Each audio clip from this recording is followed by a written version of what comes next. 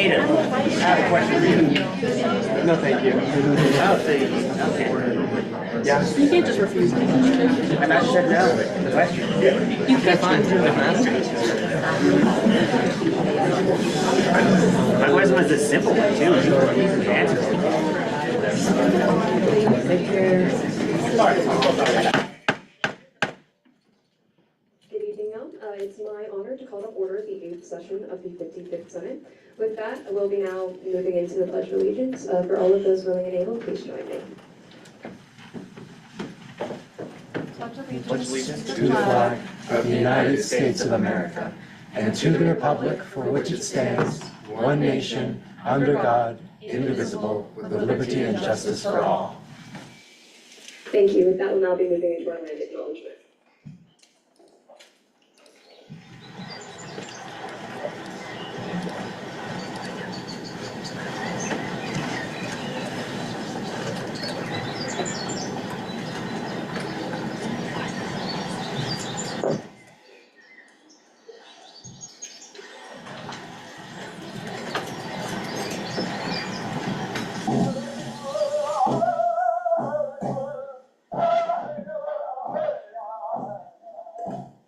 Colorado State University acknowledges with respect that the land we are on today is the traditional and ancestral homelands of the Arapaho, Cheyenne, and Ute nations and peoples.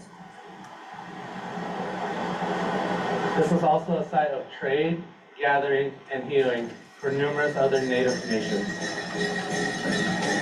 We recognize the indigenous peoples as original stewards of this land and all the relatives within it.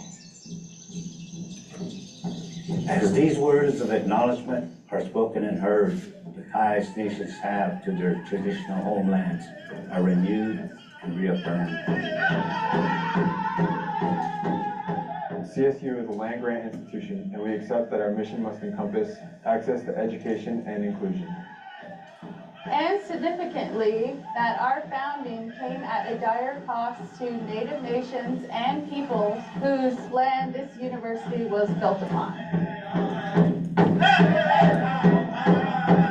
This acknowledgement is the education and inclusion we must practice in recognizing our institutional history, responsibility, and commitment.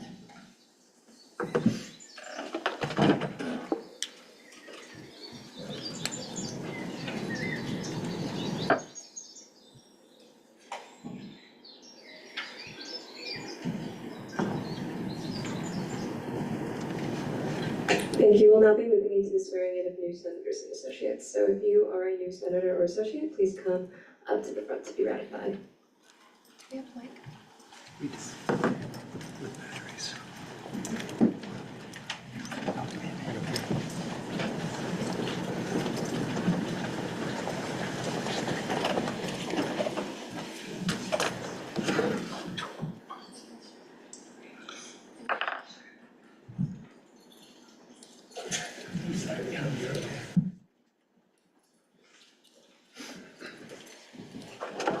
I state your name.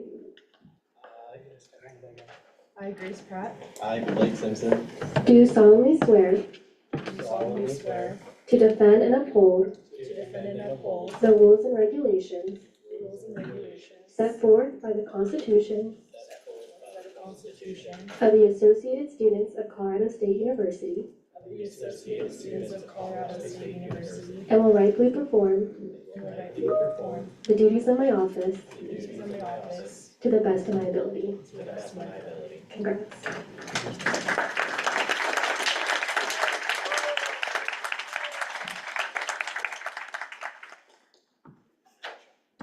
Thank you. With that, we'll now be moving into beginning roll call. Ellie will explain what we'll be doing for that. Hi everyone, I have a funny little sheet here. If you could write your first and last name and your constituency, and if we can go this way. No, wait, hold on, I just figured it. Doesn't matter, I'll figure it out. Whoever is the last person to sign it, can you get my attention so I can not give you all strikes? Congrats, you're done. Second. Or if you don't want to flag Ellie down in the middle of Senate, feel free to just bring it up to the corner desk. With that, we'll now be moving into consent agenda. Is there any dissent to this agenda?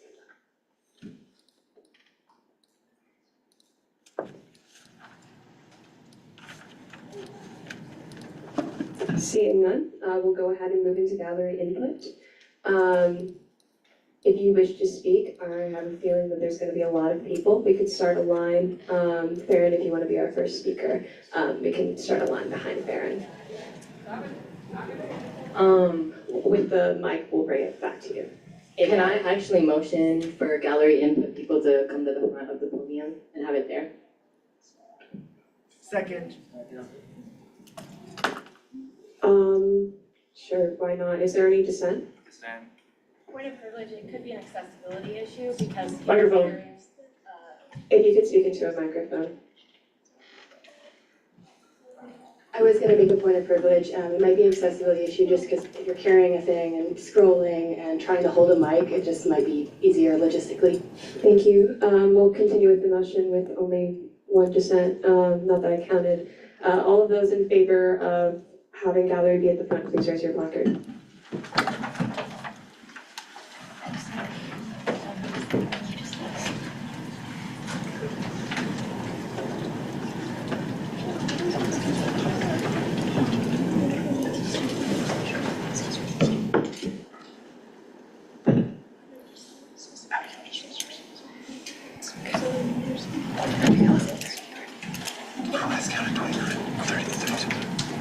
Thank you. You can go ahead and put those down. All those opposed, please raise your placard. That doesn't count. All in the placard. Thank you. All those, any abstentions, please raise your placard.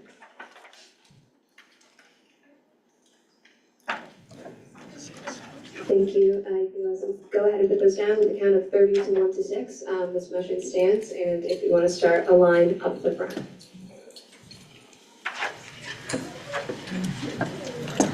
Just a reminder on how gallery input works for our senators and our lovely guests. There's 30 minutes total of gallery input with 5-minute increments for each speaker. The Senate can then motion for an extension to gallery input if we go over that, if that's clear to everyone. Testing.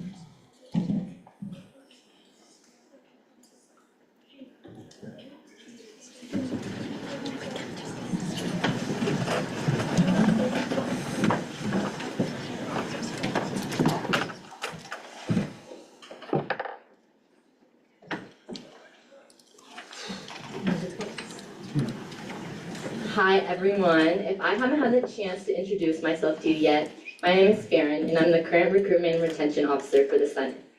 While I do hold an ASCCU position, tonight I'm speaking to you as a fellow student. This morning, a few of us attended the annual fall address to protest the recent changes made to CSU's free speech and expression policy. We displayed signs like ones that say, "Where did our free speech go?" and sat peacefully, listening quietly as an act of protest. Before the address even began, faculty approached us and told us this isn't a free speech area. Expression is limited to the LSC Plaza. Do you know what we did? We stayed.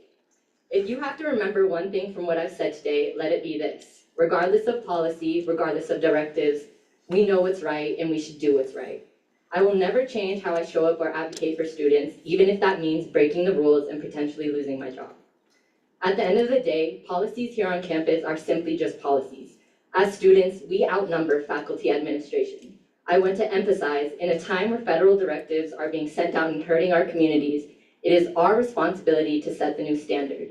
We must be the new ones to deem what is appropriate or not, especially when our own campus administration, but also the federal administration fails to do so. It is not appropriate for someone who promotes hate and discrimination to be honored with a vigil on campus. It is not appropriate that our peers have been deported. It is not appropriate that ICE has a presence here. And above all, it is not appropriate that Colorado State University remains complacent under Trump's unlawful administration. So I ask you this, in the face of persistent, unlawful state violence and institutional inaction, where do you draw the line for drastic action? If the government itself refuses to deliver justice, what options are left for us when the proper channels fail? Last year, the reason CRC Centers even got a meeting with Amy Parsons was due to work that students groups here on campus did and how they orchestrated the administration building sit-in. These types of aggressive advocacy is something that matters more than ever right now. I highly encourage all of you to look into different routes of advocacy, but especially ones that are not typically taken. I was present at the sit-in last year. I was present at the protests. I was present this morning at the fall address. To everyone in this room, where were you? Real change only happens when each of us recognizes our role in making it happen. ASCCU in particular holds a powerful responsibility to act and not just discuss. To close, I want to make my stance crystal clear. I don't care what justification administration gives for these policy changes. I don't care why resources for marginalized communities were removed from CSU's website without anyone knowing. No explanation negates the fact that you are hurting your student population. Administration owes us accountability and transparency. It is their job to advocate for students to take responsibility for the harm caused under their leadership. Hiding behind excuses is unacceptable, especially in a time like now. Thank you all for your time.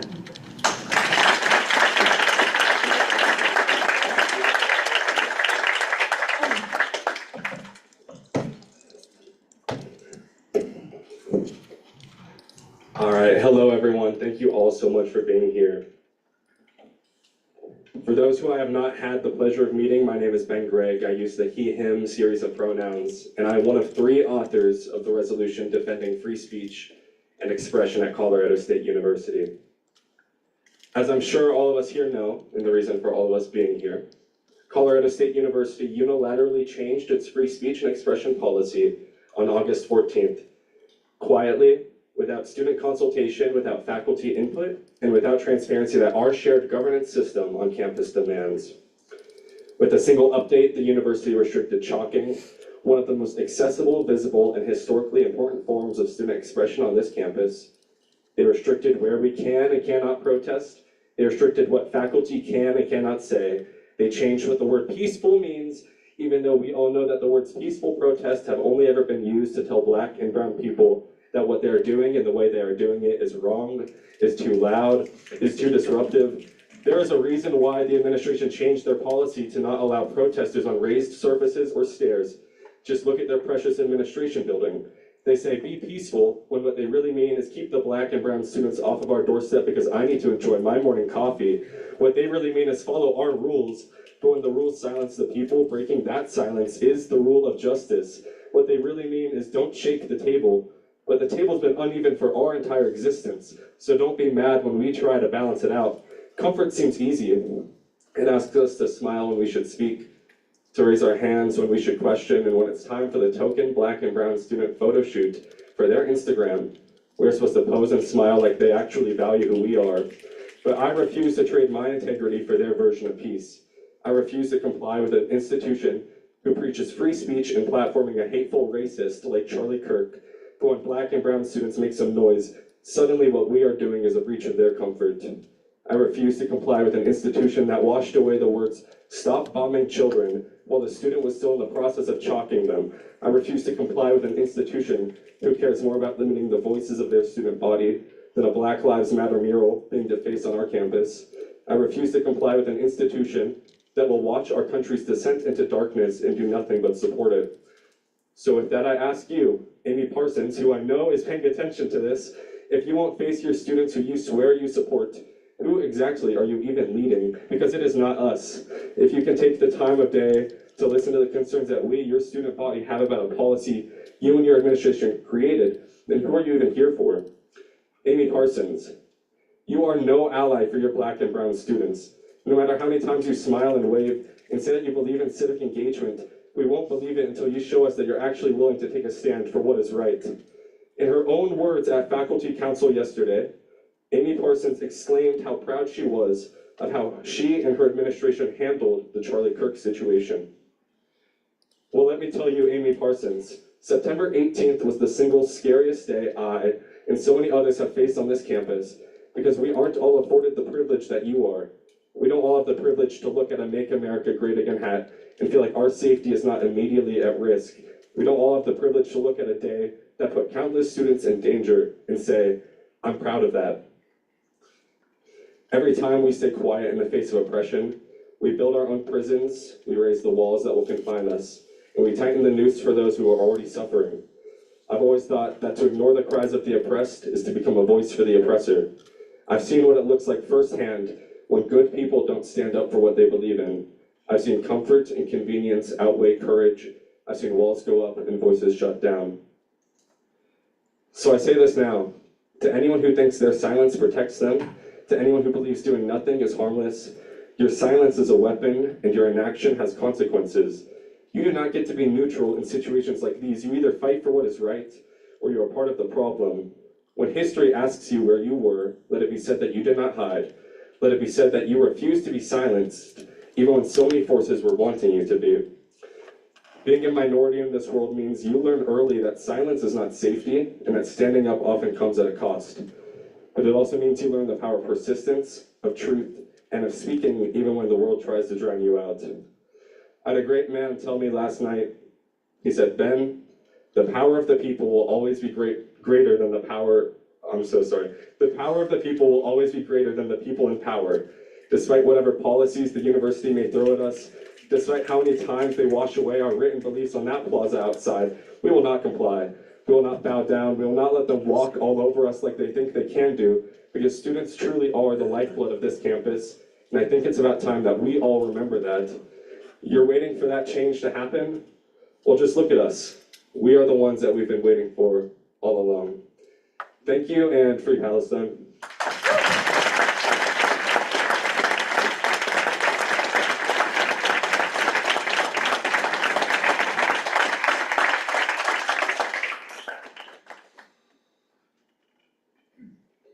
Okay, welcome to Gallery Input. My name is Madeline and I'm here today as a community member. I think I need to say, because I'm at risk if I don't say it, that my opinions are explicitly my own. Gallery input is also known as public comment in some spaces, public forum in others, and almost every public governing body has some time allocated to hearing public opinion. Now, of course, there are some rules. We have things like accessibility and safety practices, like how many people can be in this room, and that topics must remain germane. All of these things are make this considered a limited public forum. However, the logistics of an effective meeting aside, that means that the government, in this case the state of Colorado, CSU by proxy, can set reasonable time, place, and manner restrictions to limit speech to relevant topics, such as things on the meeting agenda. However, the government cannot discriminate based on viewpoint, meaning they can't silence a speaker for criticizing officials, policy decisions, or expressing unpopular opinions, which includes who gets to speak and who gets to express themselves. What I mean to make really clear here today is that my comment here today is legally protected free speech, unironically about legally protected free speech. Now, I'm here to share my viewpoint. I'm not here to tell you what to think or what action to take. I'm presenting information, and I encourage you all to use your own critical thinking skills and exercise your own judgment. I shouldn't have to say that, but I do feel that I have to. I consider myself a legal scholar. I studied law during my time here as an undergrad, and I study the Constitution for fun in my spare time. I don't know if I'd really call it fun anymore. And I'm also from Des Moines, Iowa. You're wondering why that matters. Well, it's because we're steeped in democratic history, and it's a huge part of my development as a human being, social worker, and an advocate. I want to talk about a particular group of students in 1965 who wore black bands on their arms to protest the war in Vietnam. You might have heard of Tinker v. Des Moines Independent School District. Yeah, those students were suspended from school, the school being an extension of the state, which was challenged as a violation of their First Amendment rights.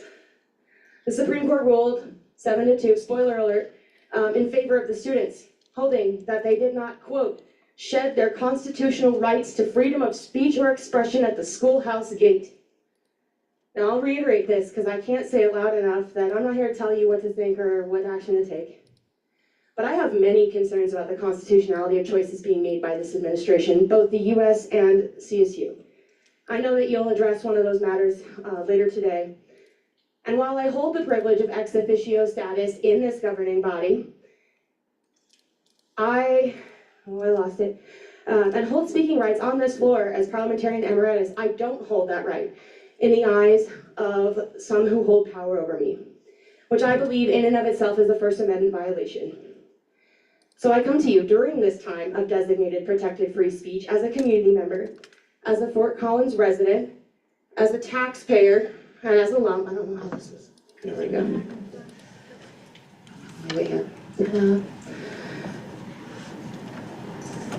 Now, to many in this room, I'm also a friend and a neighbor.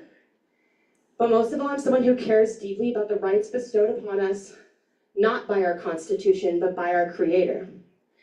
It's called the supreme law of the land, and it supersedes any CSU policy. This is not a partisan issue, and it's absolutely unconstitutional to name any place that is public here as a free speech free zone. Here's the thing about rights. If they don't belong to everyone, they belong to no one. If they're not, at that point, they're not rights anymore, they're just privileges. And privileges can be taken away. That doesn't sound like something bestowed by a creator, but something that a state can arbitrarily decide who gets. Quite the opposite of a right.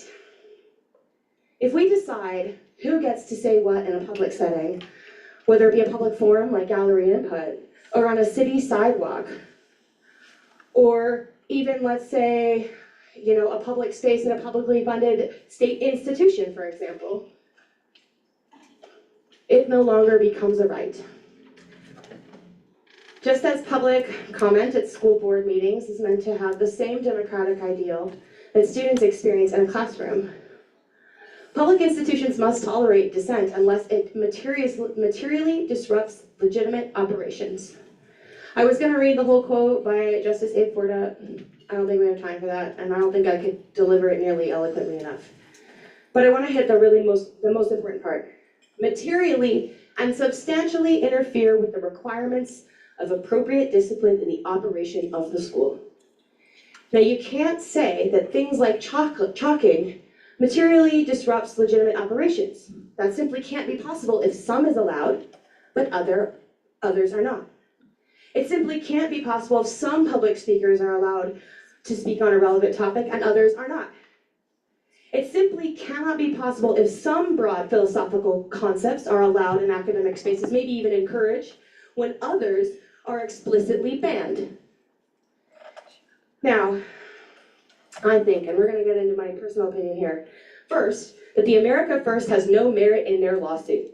CSU, up until recently, done a pretty good job of upholding free speech, even to a point of frustration when students have experienced harm. But now, all of a sudden, they seem to have an idea of where and when to silence students. What does violate? We are past the limit by quite a little bit. We do require a motion for an individual speaker to continue to speak. Just a reminder, give me a specific amount of time. I can't read your name. Senator Jones. I move to extend the speaker's time by 5 minutes. By what? 5 minutes. By 5 minutes, is there any dissent to this motion? Hearing none. Madeline, you can keep talking. Yay. Now, if anything, law or executive action that bans broad philosophical topics of discussion in a publicly funded state institution, that is a direct violation of First Amendment rights. Not a biased reporting line, not students chalking on elevated pieces of cement. Now, if I'm not allowed to come in here and talk to you, and you're not allowed to learn about concepts about equity or inclusion, how can anyone say that we're a free nation? So I ask you to remember why the First Amendment exists. It's not here to protect the speech and ideas that you like. It's here to protect the speech and the ideas that you don't. And even TPUSA and YDSA can agree on that. So ask yourself this. What won't we be allowed to talk about next? Freedom itself? Thank you.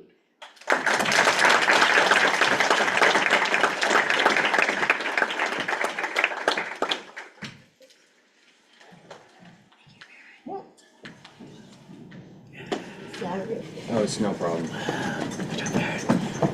Is this on? Okay, perfect.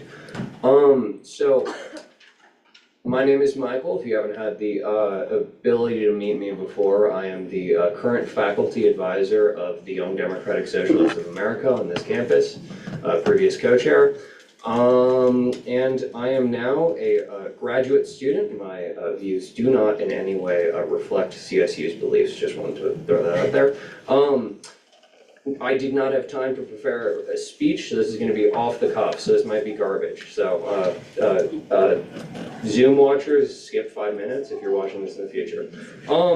So one big thing, I was at that, President Parsons' address of the, State of the Union today, and I thought a really interesting point was brought up by President Parsons herself when she talked about democratization. I don't know if you guys have heard of this concept. It's sort of the attempt to bring, a sort of institution into more democratic values, trying to reflect the will of the people in an institution. It's a very idealistic goal. It's a very good one.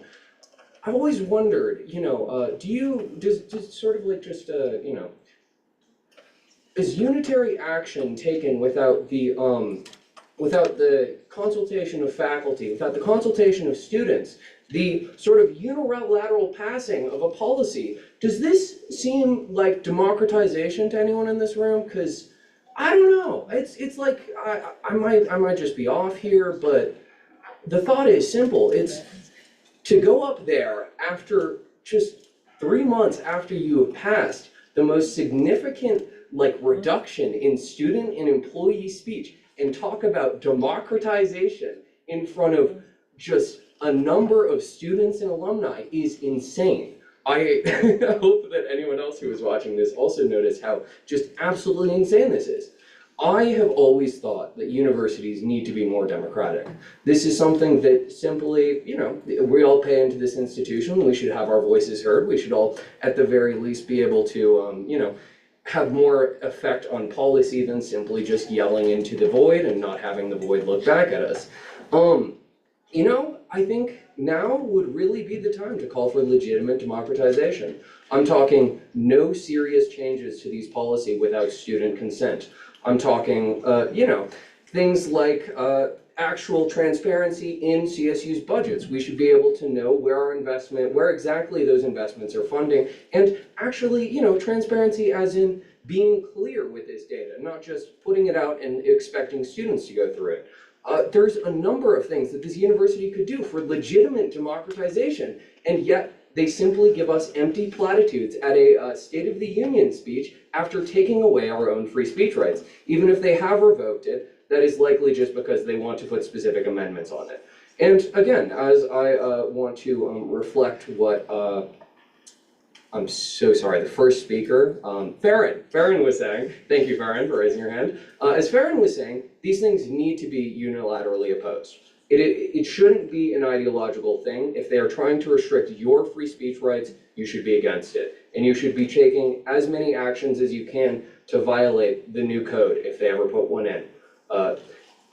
Thank you all very much. That'll be all.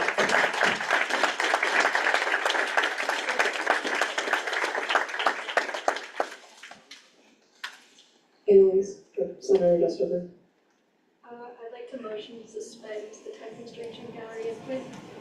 By how much? And also note that that's a privileged motion, so you can make that at any point. The motion was to suspend, that's Article 7, Section 4, subsection C. Is there any dissent to this motion? Dissent. Hearing dissent, we'll go ahead and vote on this by placard. All of those in favor of suspending the aspect of the bylaws with the time limit, please raise your placard.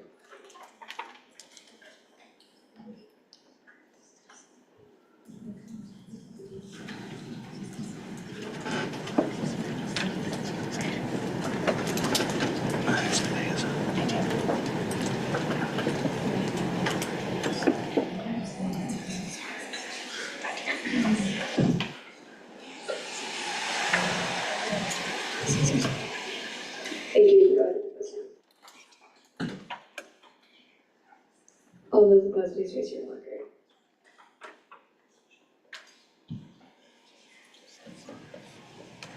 Thank you. Thank you. You can go ahead and put those down. Any abstentions?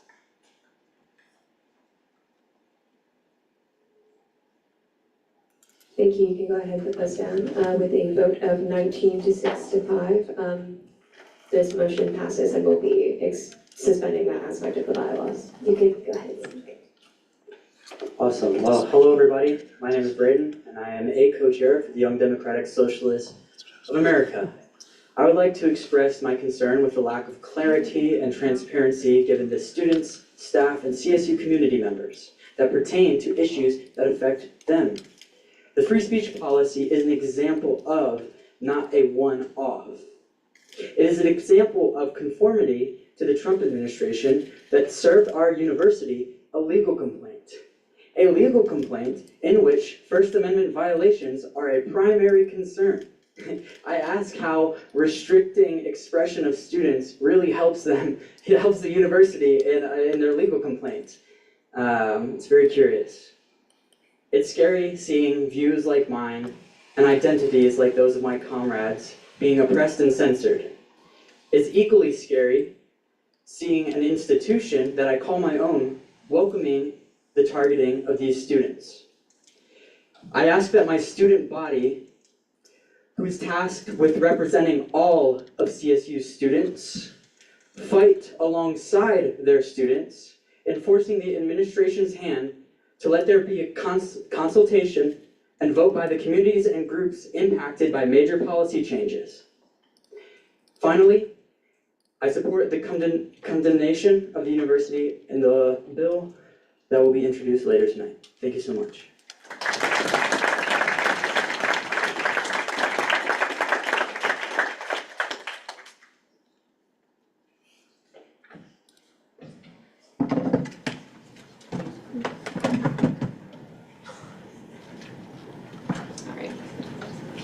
Hello everyone, can you hear me okay? All right, my name is Amber Wright. I use she, her pronouns, and I'm a fourth-year student studying political science and legal studies here at CSU.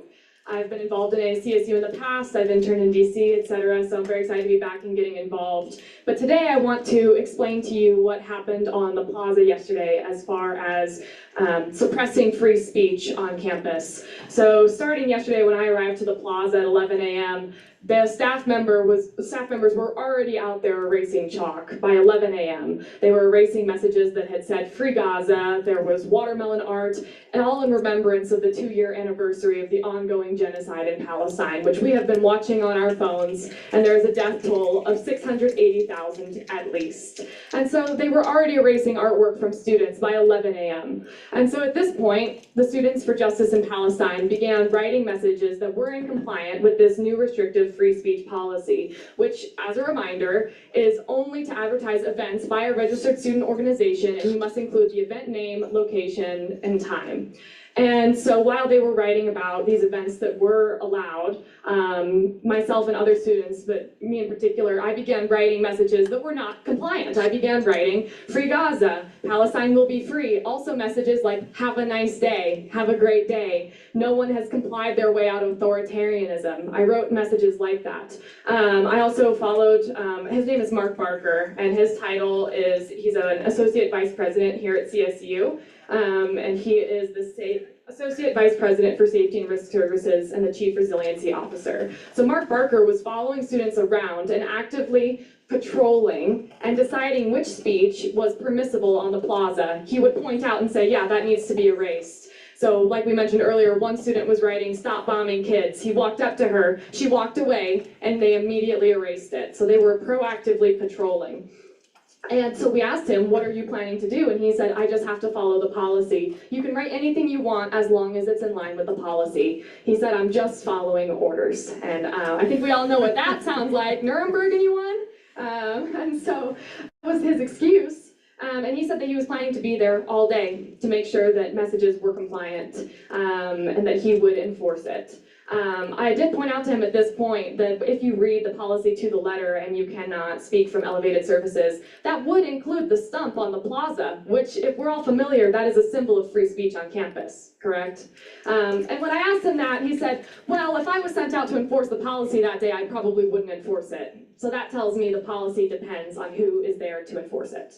So after this, Barker continued to come up to me as I was talking, and he threatened me multiple times. So he threatened me with a student conduct code violation. He made that threat at least 3 times throughout the day. And then after that, he threatened me to cite me for trespassing, which is really interesting because I am an actively enrolled CSU student. So I asked him, because I have read the free speech policy, I asked him where in that policy you are able to remove a student or cite them for trespassing. He could not cite it. He said we were beyond the free speech policy. He just said now we're in university policy. And I said, okay, can you point out where in university policy you can get me for trespassing? And of course he could not do it. He called a lawyer to talk to me, but I had gone inside to eat lunch and apparently missed the lawyer. Oh well. So after he talked to the lawyer though, he didn't bring up trespassing again. But he literally said to me, he said, if I ask you to leave, he said, you are willfully violating the policy. I threw in a few allegedlys there, just for fun.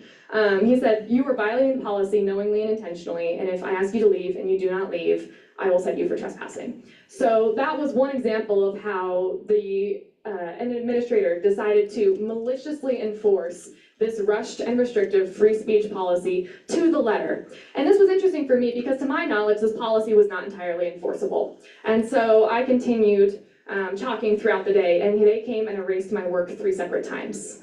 I began writing things like RIP free speech, and that was also erased, which was just very ironic to see erased. But he made comments throughout the day that just gave me the impression that he was seeking the power to enforce this policy and enjoyed being in that position of authority. But it's important to not be intimidated when someone is acting this way, because I firmly believe that this free speech policy is not constitutional, and I do not think we have a responsibility to comply in advance to policies that violate our rights to free speech. So later that day, I went to the faculty council meeting, which we have referred to, and listened to Amy Parsons tell us that the policy was under revision. She said that she did not know that it had been fast-tracked. Which how would she not know that it was fast-tracked? And she said that they pulled it into the normal review process. So if the policy is under a normal review process, why was it being enforced by an assistant vice president? Why? And also, when the plaza was filled with chalk on the day of the Charlie Kirk vigil, they erased it at the end of the day, sure, but they weren't patrolling it actively like they did on October 7th, 2025.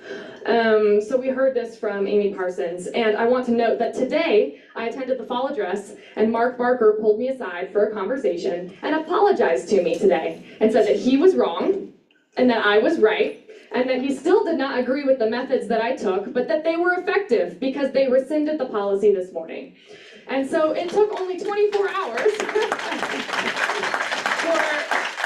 students to write messages that were not compliant. And of course, I was not the only student writing this, right? Other students had written things like, good luck on midterms, have a nice day. It took 24 hours for students to say, we will not abide by this policy, for them to take it back and put the 2022 policy back on the policy library. But of course, with that doesn't mean it's over, right? They still plan to revise the free speech policy. So it's important for us to put guardrails in place and say you cannot change the free speech policy unless you give us a specific reason for why you feel the need to make this change. Because right now, the only reason that Amy Parsons gave at the faculty council meeting was that doxing has been done on other college campuses. Okay, if we're concerned about that, put in a single line that says you cannot dox students or dox people and chalking on the plaza and call it good. So anyway, we see that this is an attempt by the administration, the CSU administration, to comply in advance with our fascist and authoritarian federal government because they're afraid of losing federal funding. Well, to them I say, we are going to lose that funding anyway. Trump is forcing 9 universities as we speak to sign a compact that would fundamentally change how they govern themselves in exchange for keeping their federal funding. The funding is not secure. And so I want to say that an authoritarian government will come for you anyways. So stand up now while you can. It will come for you. So use your free speech while you can, while we all can. And because no one has complied their way out of an authoritarian government. So it is the responsibility of every single student, every single faculty, every one of us in this room to exercise our right to free speech while we can. I mean, as we speak, the National Guard from Texas has been sent to the state of Illinois. Right? We're in a dire political situation. And so while Mark Barker was laughing at me and saying that chalking doesn't matter, what change will you make? Free speech dies slowly. And then it dies all at once. And we are still at that point where we can make some change. And so I say to you, resist while you can. We must resist in the ways that we can. And we have to break policies that are unjust, and we have to do it immediately and show that we will not comply in advance to policies like this. That is what we have to do. And so I'll conclude with saying that none of us are free until all of us are free. So of course, free Palestine, free Sudan, free Congo, free everywhere. And do what we can. And I'll say one final note, especially to students who look like me, our white students in the crowd. We are the ones who need to be taking on more risk than our students of color. Because right now, we are safer than them, okay? We are not as much risk of being disappeared. And so, or being retaliated against. So to my students in the room who are like me, to have those privileges, to feel more safe in this current political situation, that means it is your responsibility to take those risks that our international students and our students of color and students with other marginalized identities cannot take right now. So it needs to be white students who are taking this further. So that's how I'll end today. Thank you.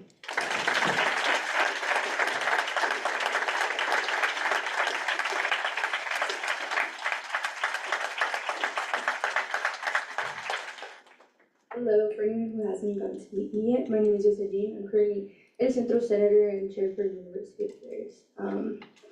But is the CSU administration generally concerned for the well-being of its students? Last February 19th, I was standing in this exact spot. All I was asking was for CSU to take accountability, to be transparent with the very students who contribute to the success of this university. And now, months later, we're still demanding the same deference. This administration provided us with meetings, promises, polished statements, but time and time again, they repeat the same pattern, ignore the vitality of the community that undergirds its success. Instead of cultivating a nurturing environment for their students, professors, and staff at CSU, they're siding with politics. They bend under pressure, they protect their image, financial profits over enrichment of their communities. CSU continues with a simplistic, jigonistic, and uncritical uttering of community of excellence. But what drew me here was the belief in the principles of community: inclusion, integrity, respect, service, and social justice. They promised me that CSU would welcome, value, and affirm every member of its community, that they would act with accountability, ethics, and honesty, that they would honor the inherent dignity of all people and protect their freedoms of expression, that they would promote fairness and equity and uphold policies that create justice for all. But where are those principles now? All we hear are empty echoes. Where is the inclusion when ICE showed up on campus? Where is the integrity when students' shockings are erased in silence? Where is respect when students and staff's voices are ignored? Where is social justice when students who pay CSU salaries are treated as expendable? If CSU truly believes in its principles of community, then they must live by them. Not just broadcast them on a website, not just use them as a tool for marketing, and not abandon them when unconstitutional political pressure rises. And I have to ask again, why is CSU so comfortable taking away students' rights? Today, President Amy Parson claimed that democracy is welcomed on campus. Is it? How can CSU speak on democratic values while raising students' expressions? Why were students' free expressions through talking to be erased? The policy CSU enacted on August 14th, restricting that very expression, took months to reverse. And then there's what happened on September 18th, 2025, when I showed up on our campus and students were calling my phone to see if they can get a ride. Federal Immigration Enforcement at CSU, the same university that claims to value inclusion, global citizenship, and safety for all students. That moment made it clear who CSU is willing to make comfortable, and it's not us. Reports confirm that 6 CSU students who have had their visas revoked, with speculation that that number might be 10. Across Colorado, over 30 international students have been affected. ICE presence wasn't invisible. It was felt by every student who suddenly realized how fragile their sense of belonging could be. CSU's action and its silence made ICE presence feel welcomed here. Yet time and time again, CSU has made its own students, the ones who pay their salaries, who fill their classrooms, who make CSU what it is, feel unheard, dismissed, and expandable. How can CSU open its doors to enforcement agencies while closing them to student voices? How can the university claim to honor democracy while punishing those who practice it? We, the students, are the heartbeat of this university. We are the reason CSU exists, a community of students who will continue to fight for our rights and speak up for what is right, even when CSU won't. I shouldn't have to remind CSU to protect its students every time this university feels under threat.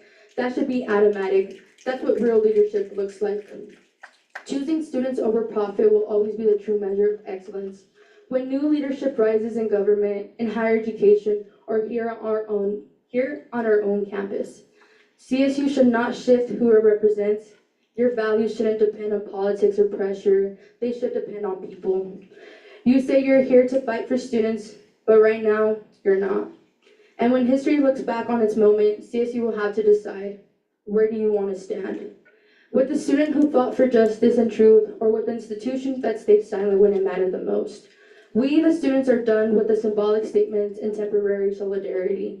We don't need another panel, we don't need another photo op or another promise. We need courage, we need accountability, we need CSU to finally live up to the community it claims to be. And this can't end with one speech, one post, or one meeting. We need students to show up to ASCSU, to every forum, to every conversation, and hold CSU accountable again and again. Because as of now, everything is uncertain. The only thing that is clear is that if we stop showing up to these spaces, they stop listening. So we have to keep the pressure on. We have to keep demanding transparency, equity, and justice, not just once, but always. I will keep fighting for my rights, but the real question is, will CSU? Because until CSU truly embodies its own principles of community and action, not in slogans, we, the students, will keep demanding better. And we will not stop until they listen. Thank you to everyone who showed up today, because showing up is the first act of change. And as long as we keep showing up, CSU will have no choice but to listen. Thank you.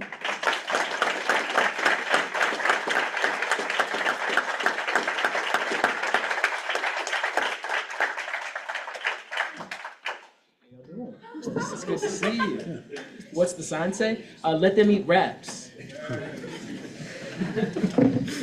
How's it going, everybody? My name is Santino Martinez. I am your fellow student. I am a non-traditional student.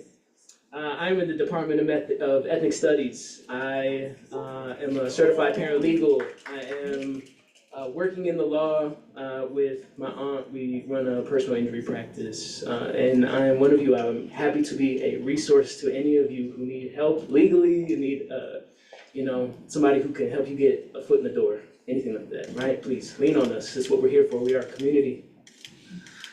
I just have a couple things to say. I'll try to keep it quick. It's gonna be boring. I'm gonna be talking about the law. But it's relevant to all of you, it's relevant to each one of us because we are students here, because we are a community, right? Some of us are affected by these policies more than others, right? And if we are sincere, again, I keep saying this every time I sit to a mic here at CSU, I keep saying this. If we are sincere about our commitments to one another, if we are sincere about our commitments to acknowledging where we come from, to our past, if we are sincere about repairing the harms that we have done as a community to our community members, then we'll take what we have said seriously. I am proud to be a CSU Ram every time I hear my fellow students speaking their truths, saying the things that they need to say, right? You all make me very proud to be a CSU Ram. And remember, we speak the truth even when our voice trembles, right? So I'm upset. Having heard what I heard today in the Oval, in the Plaza, it's upsetting, right? It's upsetting. But we shall overcome. First thing I want to say, the recent ICE raids and legal militarized occupation of one of America's most culturally and historically rich cities, right, Chicago, Illinois. It's a shameful stain on our democracy. Okay? American citizens and immigrants alike are being detained without warrants during extrajudicial fishing expeditions being conducted by masked executive agents, right? The Supreme Court is allowing ICE agents to engage in racial profiling. This is dangerous. This is dangerous for our students. Dangerous for our students. This is dangerous for our community. Fort Collins community members. There's been numerous violations of the constitutional rights of rampant. They will occur here if we allow them to occur here. The Fourth Amendment of the Constitution protects the rights of the people and their property within the jurisdiction of the United States from unwarranted search and seizure. The Fifth Amendment of the Constitution states that no person shall be held to answer for crimes without a grand jury indictment. It also states that no person, right, not citizen, no person shall be deprived of life, liberty, or property without due process of law. So where is the due process being given to children being zip-tied to one another in the middle of the night as masked agents toss smoke grenades, stun grenades, right, into their homes? As ICE agents ransack their living space to force them out of it, it's ridiculous, right? These things you are not safe from, okay? It's ridiculous to think you will be safe from this in a fascist administration. This is what your fellow students have said to you. You should take it serious, right? This deliberate attack can and will come to our city if we refuse to acknowledge this injustice, if we refuse to firmly disavow this kind of lawlessness as a major research institution for higher learning in the city of Fort Collins. The administration's attack on Black people, Indigenous people, the multi-ethnic, multiracial, multicultural Latinx community, multicultural, multi-ethnic, right, multiracial immigrant community, it's not unintentional, it's not unexpected. The president and multiple members of the administration, including his chief of staff, right, Mr. 410 himself, and I don't want to make jokes, we love our short kings, but this one is particularly vile, pernicious, right? It disgusts me, the things that he says. They've on many occasions associated Blackness, Latinidad, immigrant status with violent criminality. I can already tell you, you know how this will dehumanize you. This will make you, right, subject to the law in a way that is violent, okay? And we can't stand for that. And we shouldn't stand for that. We need to be protecting each other from that kind of shit, all right? Excuse my language, I apologize to the Senate. They have issued blanket statements about these groups, disparaging language. It operates to dehumanize people, right? And this is dangerous to CSU students. We will be harmed by these actions, right? We will also be harmed as consequences of this rhetoric. CSU has a responsibility, it has a fiduciary duty to address issues like this in service of protecting its students from blatant illegality, okay? I'll move on from this to speech. I know it's been kind of a big deal lately, right? Since we're talking about violations of the Constitution, right? I think it's pertinent. So, though a speech act may be deeply offensive, our Supreme Court has recognized that this only makes it more reason for that kind of speech to be protected, right? The landmark case, Texas v. Johnson, it's about flag burning, right?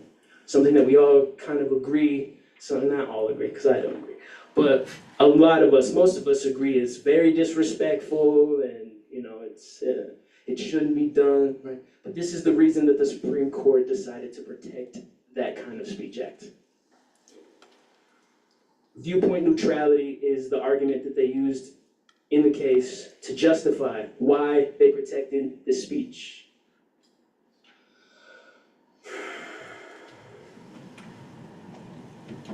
CSU is now aligned with the authoritarian regime in the Oval Office, violating the Constitution of the United States, as it issues punishments for speech acts that are protected by the United States Constitution. The President of the U.S. wants to throw you in jail for your speech. It seems as though the President of the university wants to see you shamefully removed from your classrooms, your prospects for the future tarnished, right?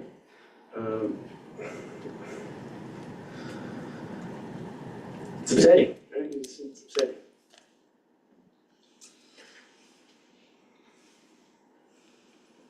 Your prospects of the future tarnished, engulfed in the flames of her complicity. Damn, that was good if I'd have got that out, right? All is a consequence of your speech. It's abhorrent. It's unlawful. It's a shameless act of cowardice in a time when the moment, your student body, right, demand bravery from our institutions and the leadership in support of our democratic norms, our constitutional rights, right? We need to stand up to this. You cannot comply with it. You cannot capitulate to fascist demands, right? Well, what are we doing? What is that? Don't, right? Should not be debated whether or not we should or should not. Don't do that.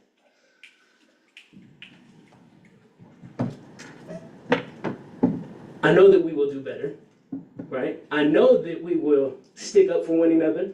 I know that we will come up with solutions that work out for all of us. I know that we will. I have faith in all of you, right? I do. I've seen your talents, I've seen your skills in classrooms. I know that you can do it. And yeah, together we'll do that. Thank you.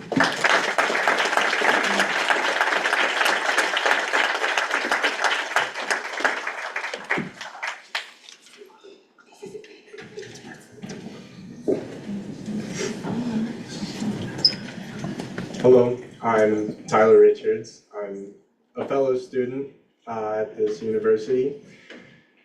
I'd like to start with a question specifically for Amy Parsons. When has a successful movement not disturbed the peace, not caused some sort of a ruckus or disservice to other people? I understand that there are people at our school who want to learn and maybe care more about their education or an exam they're taking than practicing their political freedoms. But people don't get heard by standing around and saying nothing. There's not a lot of change that can be done by reposting things on your Instagram or saying things to your friends. There is massive power in forming large groups and making noise and showing that you are passionate about something you believe in. The small things matter, and if we don't have the ability to form groups and make noise about things we care about on this campus, how in the heck are we supposed to make change for the abhorrent things that are happening in this country right now? I always think about what I, as a white, male passing person, can do in my own right for those who are in a position of less social power than me. And there's not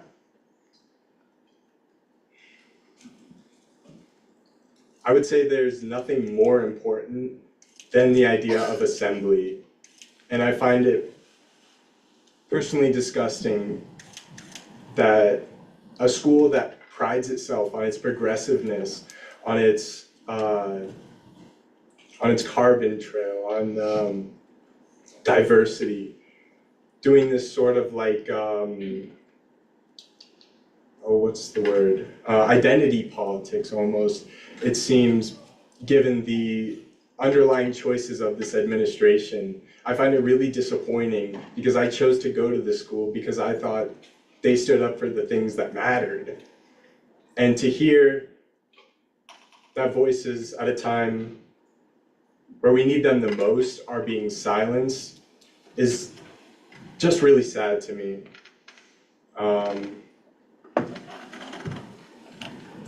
Yeah, that's all. I didn't plan the speech. Free Palestine, Buckeyes.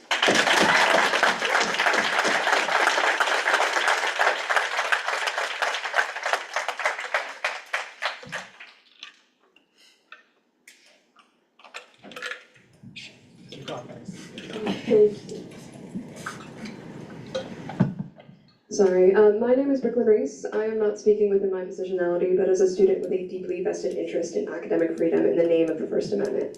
Free speech is under attack on this campus. Free speech has not been protected by our administration and the systems they've adopted. Speech has unwarrantedly been defined. Freedom has been rescinded. This is not an issue only bound to Colorado State University. It is not just chalk, it is not just stairs, and it is not just another policy. It is a rhetoric. It is the admission that dissent is seen as disruption, that criticism is taken as disrespect, and that visibility is not valued but is instead taken as a threat. It is essential to recognize the right to protest is not an accessory to education, it is the very condition of its survival. It is its tether, it is our responsibility, and it is our future. As such, a principle that must remain non-negotiable within higher education, something no university can regulate away or reinterpret to its convenience, is education itself. Education is the act of making knowledge accessible. Education is only possible when knowledge is shared, when collaboration and community is prioritized, and when communication is protected. Restricting students' ability to protest, their ability to communicate, their ability to build community, their ability to educate their peers, especially through one of the most accessible and most relied upon means, while also cutting off other forms of expression on campus, as well as failing to adequately communicate these changes before their implementation, is more than censorship. It is a betrayal of the university's purpose. You cannot claim to provide education while stripping away the very means to make education possible. I would like to ask the body responsible for this policy change how they would define freedom. If this is not a violation, then what would be? Is that line bound to move as well? Yet the answer was written into the policy itself. There is a plainly evident willingness to redefine concepts into whatever best serves their initiatives without the adequate transparency needed to avoid blindsiding the very bodies they are meant to serve. They adopt what best promotes their own priorities, the students and faculty they serve not being their first priority. The institution seems more personified than the people within it. The institution of CSU is acknowledged by our administration, while the people who most directly carry out its purpose are being treated as incidental. The message stands that the institution is to be held above its own people, that legality is meant to be held over constitutionality. The purpose of policies such as these is the protection of students and faculty. If not, I would love for the administration to please correct me on why these provisions set on my behavior are set up as such, to explain to me what aim there is to prevent in the curation of stricter policies, to explain if it's not who we're threatened, who's being threatened by them. And then again, to explain to me how the suppression of my First Amendment right is not a threat within itself. When CSU joins in, even in furthered restrictions on chalk, despite pledging that their priorities remain in aim of the contrary, the signal stays the same. There are signals of the side CSU is choosing. Not on the side of free expression, not the side of students, the side of control, compliance, and fear. This is not speculation about intent, but an observation of impact. The students of this university, I would assume, want to trust administration. They have tried over and over again. This trust is further broken when such a vastly consequential policy bypasses the usual channels of review before adoption. If the administration of this university is not willing or able to represent us, they should not be surprised when the student body makes its way to represent itself. What happened to make these changes happen? What fear inspired this? What stakeholders were involved in its curation? Was it ever considered that the fear of the administration would be matched in its spread? Why do neither I nor my peers know the answer?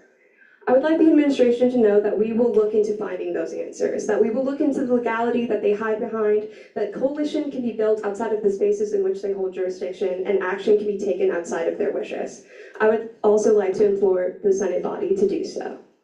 If there's nothing to do about this now, if there's nothing that can change the minds of those who write policies such as these, if no one is willing to listen, I would like the administration to know that all of this will continue to retain its meaning. The ideas that are imparted today will live past this meeting and will endure long past the tenure of both CSUs and the federal government administrations. And here, in this moment, it will be marked, it will be seen, it will be remembered, and it will be documented for longer than chalk would have lasted that Colorado State University has failed its students. Thank you.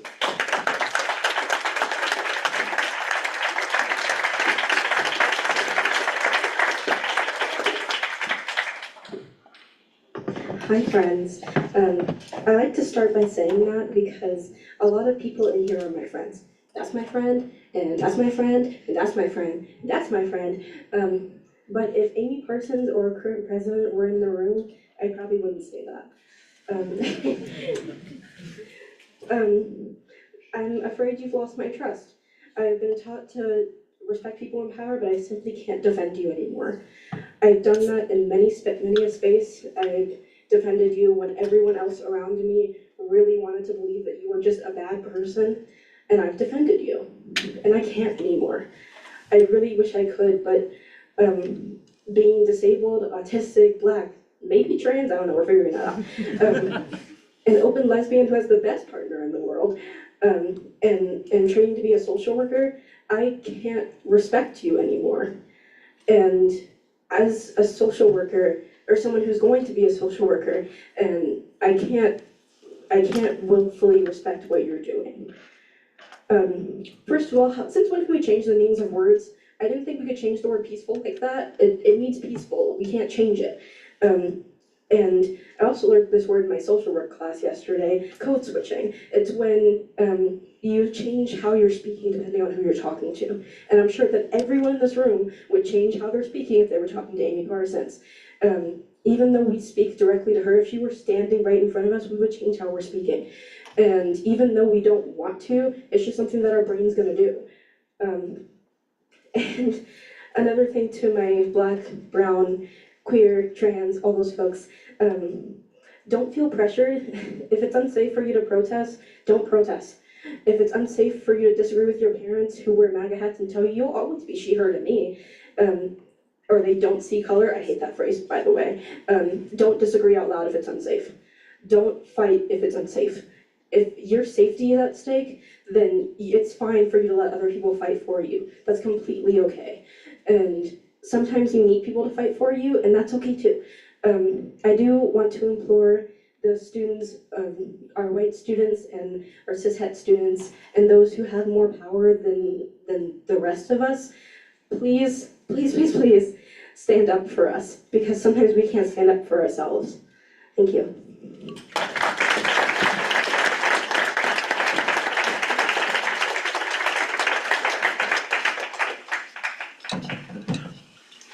Hi all, my name is Miriam. I'm an associate senator representing Warner College, and I'm also the chair of the ASCSU Women in Social Justice Caucus. But today I speak as just an undergraduate student.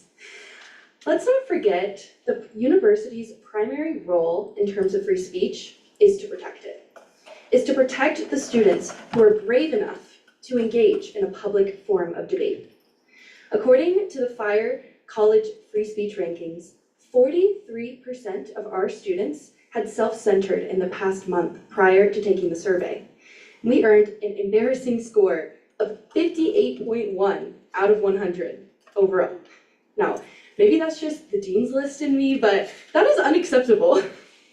This measure is not about student safety. This is not about impartiality. This is about power, control, and money. Colorado State University spent $34,000 on security for the Charlie Kirk vigil. Let me say that again, $34,000. That is your tuition money, funding extra security measures that had to be taken because of the fears and the threats that Turning Point USA posed to students and community members of CSU and Fort Collins. Amy Parsons, is this something that you're proud of? This campus is a safe space for so many people, including myself. However, I understand that I'm speaking to you from a place of privilege. Students, especially on September 18th, were essentially forced to step foot on a campus that was not going to protect them, that was going to prioritize their own priorities and the federal government's agenda over your own. Thank you.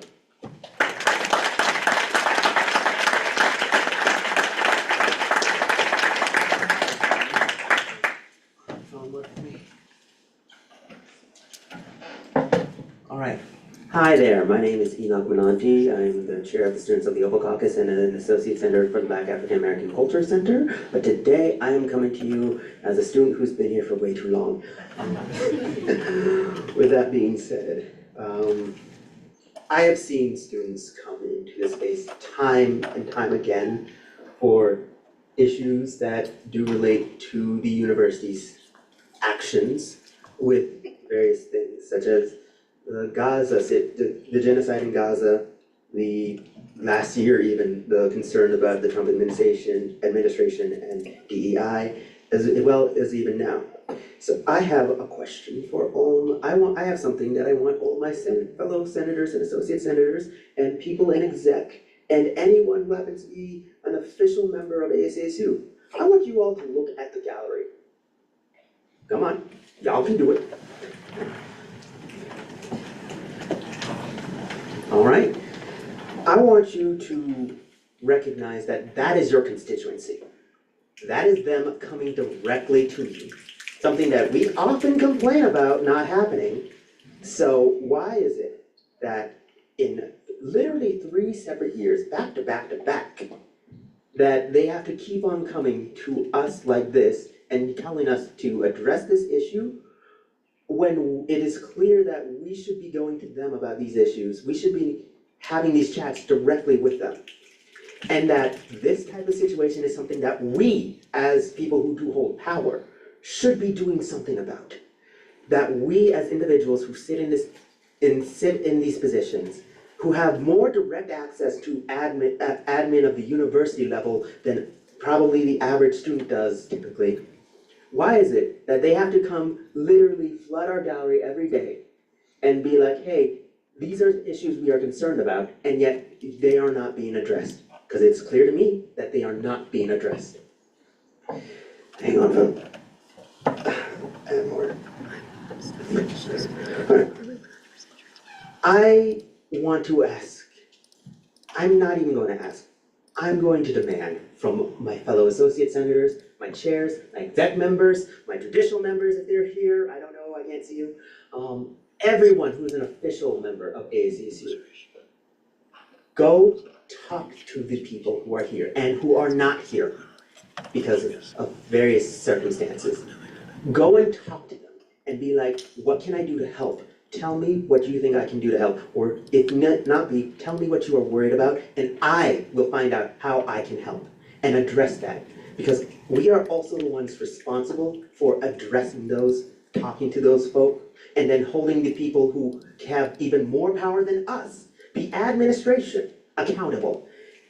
And literally, whether it is through just being an associate senator or whatnot, email people, or find Andrew or Jakai or Brooke or Gio or anyone of branch leadership and be like, hey, who do I talk to for XYZ in admin? Or even Julia.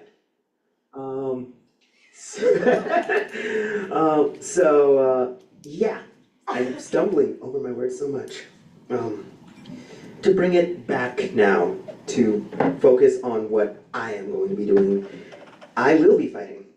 I want to talk to each and every one of you in the gallery. If you want, shoot me an email if you can.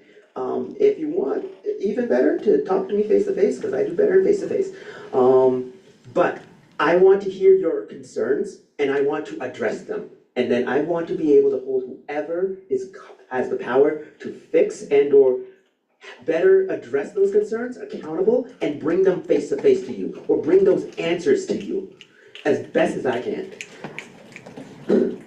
I will end this off with a quote that I heard that I think is a try to Theodore Roosevelt, but I'm not 100% sure.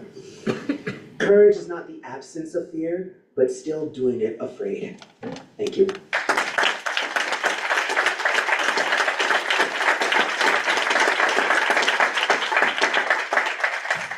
Thank you, Enoch.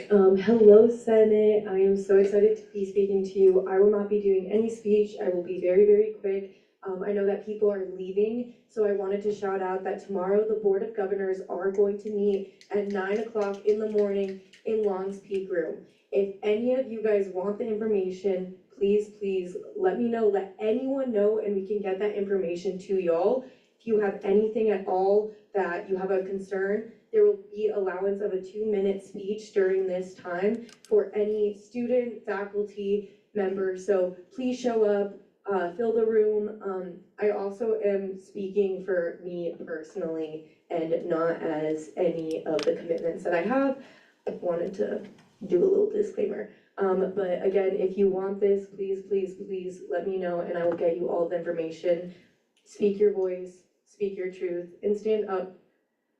For real, stand up for people who may not have the privilege that you have. I'm a citizen, so I know, but I'm an immigrant, okay? I know that funding is a top priority, and you want to protect your funding.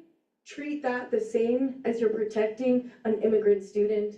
I promise you, their family, it matters. You may not have any personal effect on it, and I completely understand that, but I will fight for something that does not affect me at all, because it matters, because these are true people. These are human beings. Same with everything going on in the entire world, around the entire world. I yield. Can you say that date and time and place one more time? Oh, yeah. I'll also put it on the board. Oh, awesome. It is at 9 a.m., sign up between 8 and 9. It is in Longs Peak Room 303 in LSC at 9 in the morning, right upstairs. Yeah.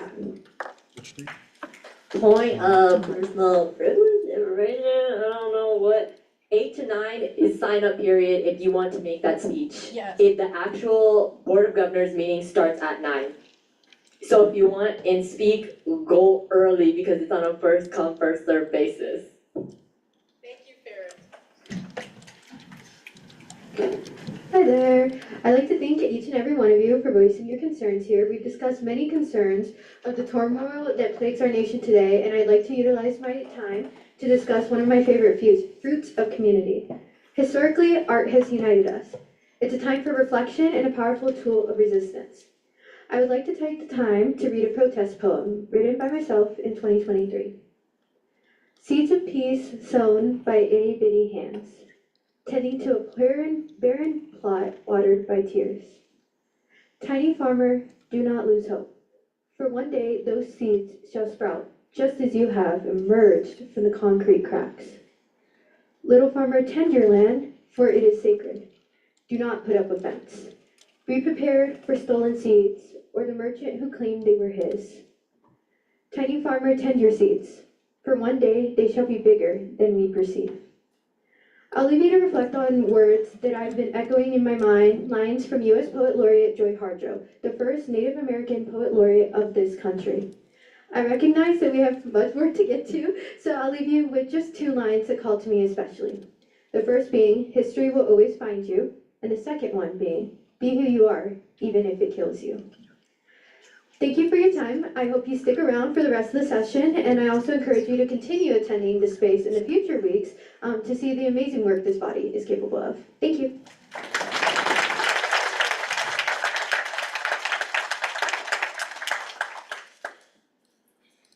Hello everyone. I get really you see, it's starting already. I get really nervous speaking in front of a whole bunch of people, but my name's Evelyn Rivera. I am currently a student for the College of Agricultural Sciences, but here today I'm going to speak as a student.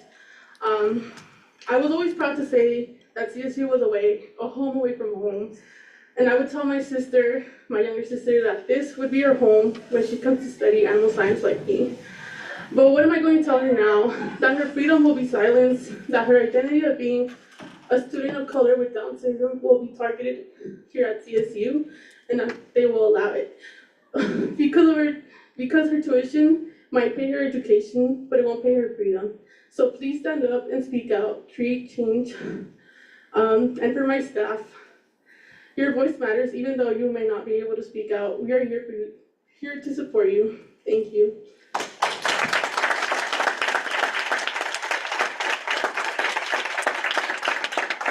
Hello, I promise I'm not going to make a long speech. I just wanted to mention that nobody has mentioned the the faculty clause, I guess, of the new free speech policy that they introduced, I guess, and it's now no longer being enforced. The wording was extremely vague and at worst could have been interpreted as not allowing faculty to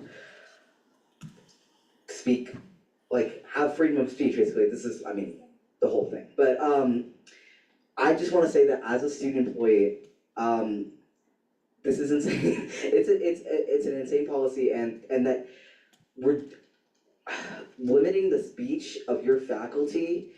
Not only, I mean, reduces their civil liberties, but also prevents, to an extreme degree, things like labor unions and bargaining and, you know, stuff like that, which has allowed, in a lot of ways, all of us to be here. I think that the labor movement is an incredibly important movement. Labor is an important facet for activism in the United States, and that disallowing laborers, employees to have a voice is disgusting. And senators, as you look upon this policy and make decisions upon it, I implore you to please, please consider student employees, faculty, and state classified employees when you're making these decisions. Thank you.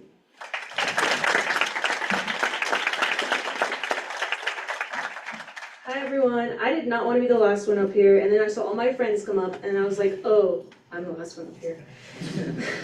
I'm Maya, for those of you who don't know me. So hey, I just wanted to speak about the fact that I came here from Texas. I mean, I spoke a lot on Gallery like last year, so y'all probably know this same spiel. I came from Texas. I was like, hey, this is real cool. This is real inclusive. I want to be here. This is where I want to be. Like, I can be heard here. And then I came, and last year, there was all these crazy things, and then this year it got crazy, and I was like, wow, let me call my friends in Texas. Let's see how they're doing. So I called my friend. I'm like, hey, this is what's going on in my life right now. And she says, that's insane. Even in Texas, we do not face that. And I was in shock. I was like, oh, okay, that's weird. So then I called my mom, and I was like, that's kind of crazy, right? Like, even my one friend is not experiencing anything similar to this. Like, that's like weird, right? And I remember I had a conversation with admin at one point for the DEI stuff. And one of the points they brought up was, well, at least we're not like Florida and Texas, who have already taken away their DEI. But now calling my friends in Texas, they do not experience things that our RAs are facing with free speech, that our employees are facing with free speech, that our students are facing with free speech. So why now do we say, even in Texas, we are not like them? We are no better. And I see some of you here giving each other smug looks, joking, smiling, ignoring while you can. I hope you know that the free speech policy does not overlook you. You are no different than me. That no matter how different we appear, believe in the things we say and do, in the eyes of the law, you will be impacted too. These policies will affect you just as they affect me, and I hope you know that. And that should invoke fear in you, as it invokes fear in some of us. Thank you.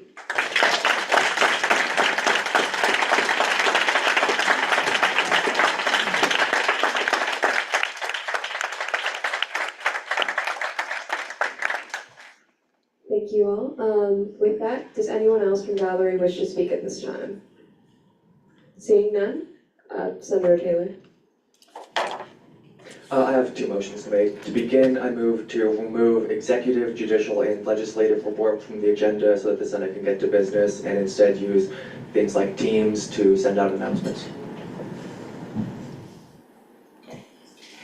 Do I hear any dissent to this motion? Actually, we're gonna vote on it by placard. All of those in favor of removing, you only made one motion at a time, right? Yes. Cool. Removing legislative, executive, and judicial reports, please raise your placard.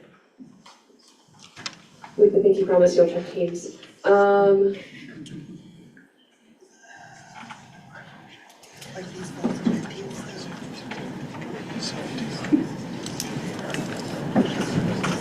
can go ahead and put those down. All those opposed, please raise your placard.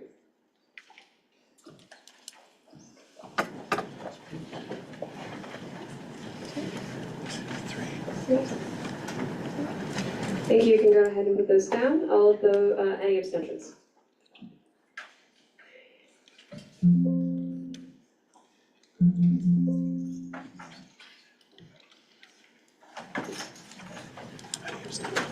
Thank you, you can go ahead and put those down. With a count of 17 to 3 to 10, this will be reflected. Second, I move to have a 5-minute recess. Before I entertain that motion, please check Teams in terms of any announcements that could have been made, any announcements of any events, any announcements of anything. Also make your announcements, pretty please. Now moving into the recess motion. Is there any dissent for a 5-minute recess? Hearing none, we'll go ahead and enter a period of recess. I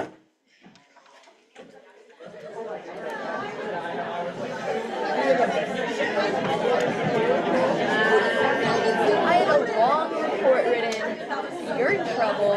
You're getting canceled by me specifically. I have a list of things that I wanted to mention that needed to get mentioned, including a branch leader meeting. And I'm going to tell everyone via their emails.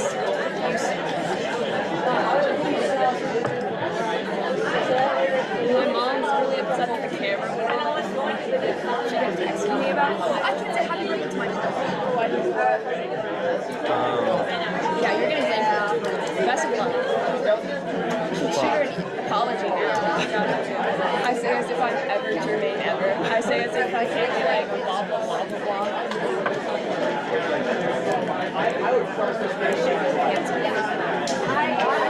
I miss you.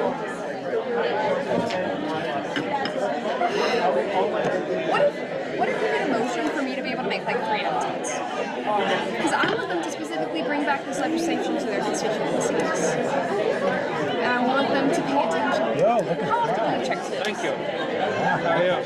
Thank you. Appreciate it. No, thanks.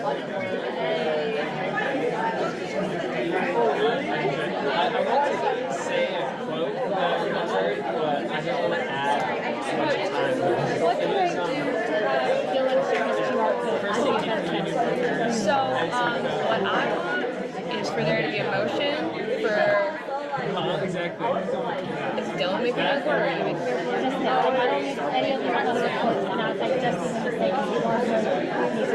Do you want me to make a motion? If you can make a motion for me to get like 1 minute to report and Dylan like 1 minute to report and then we'll go straight into whatever. So motion for 1 minute report? Maybe not exactly. But Okay, yeah. We're gonna be like, this is the QR code, everyone's invited, this is the day and time. Yeah, if it's motion and you're like throwing a funny little bit of like a really quick report from legislative and a really quick report from judicial, it should be good, we should be fine. Otherwise we can send it to you, have an email us going. Like, honestly, like, everybody else is ready, just like this one next time. Thank you so much. Thank you guys.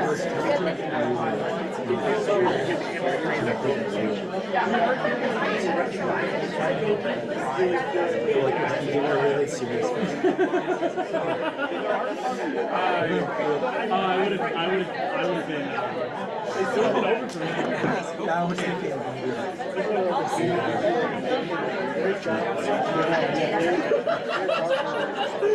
I would have died. It would have been over. I would have been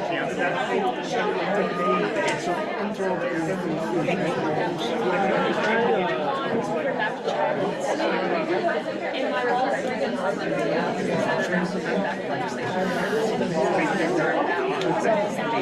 yeah, exactly. No, it's what you gotta do sometimes. Feel free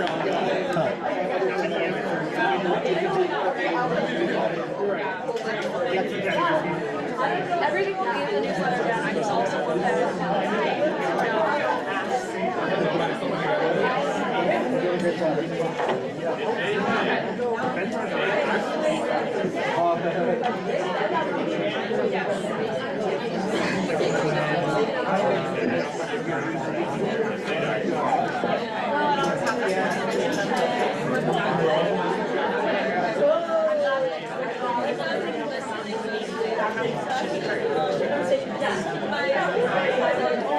Sorry, that's me.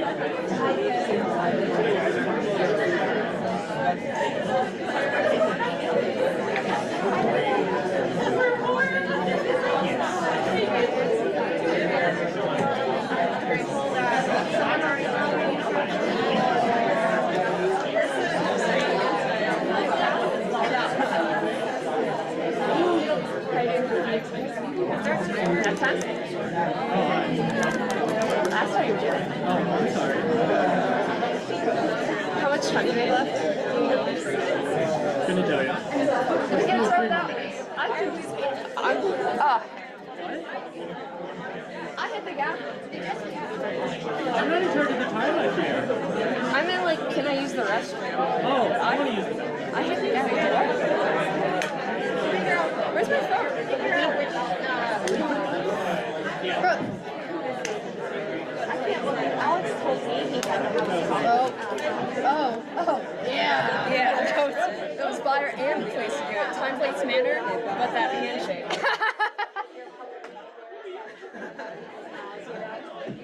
I thought that was so funny. He was telling me about that. How like was like,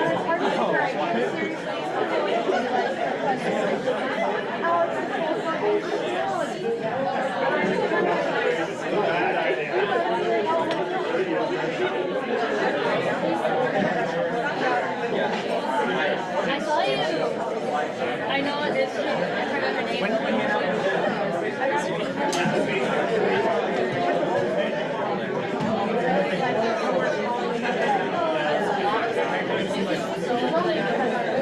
She was so good.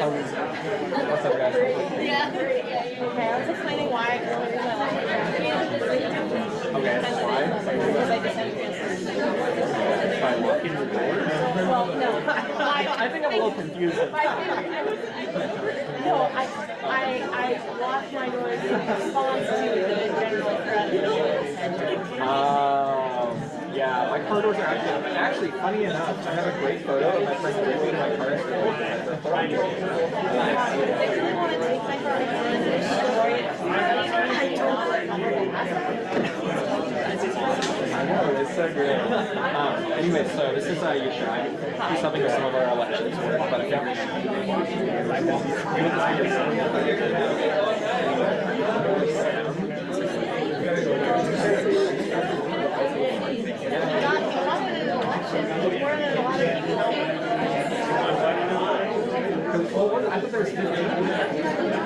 Oh, I know. yeah, press conference with the largest got this hardest event. Yeah. All the police. Yeah. So I'm sorry, 5-0 or 1-5?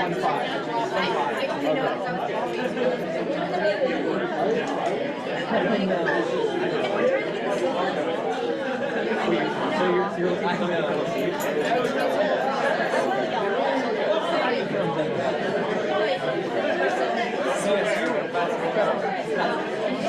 negative. Alright, how about I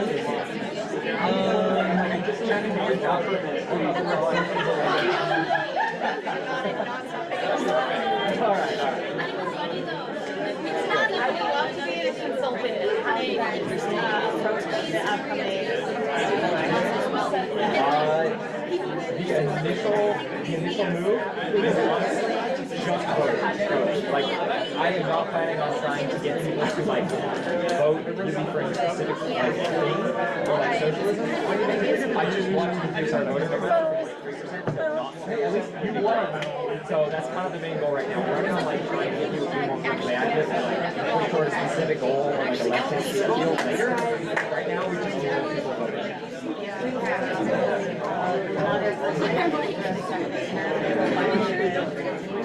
Grad student until my third time. I got two different boyfriends and Matt. Hi, nice to meet you. I feel like I see it but I have a vested, personal vested interest seeing there be a healthy competition of election instead of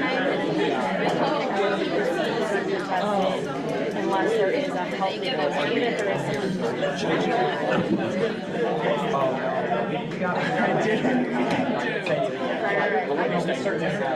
a little while until I'm tired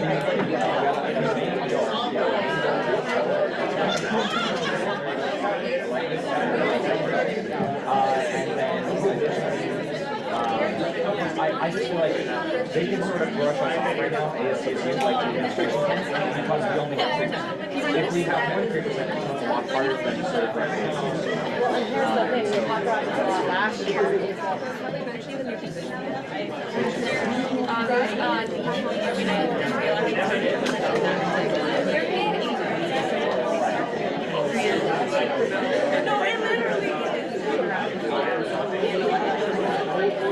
I'm doing this job anyway. Yeah, is there an easy way to apply? Get the show up?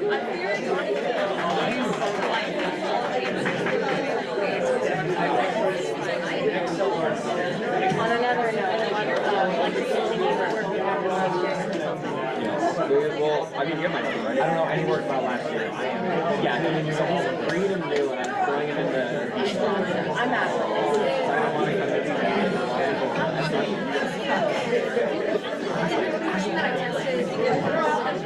I was given a chair. Oh, I can see. I am not a chair. Not yet. Elections in November. Nice. Not for like. Getting pushed off a bridge. No, I'm not even leadership anymore. I stepped down. Oh, I think they go. I'm an elected chair. That spreads quickly.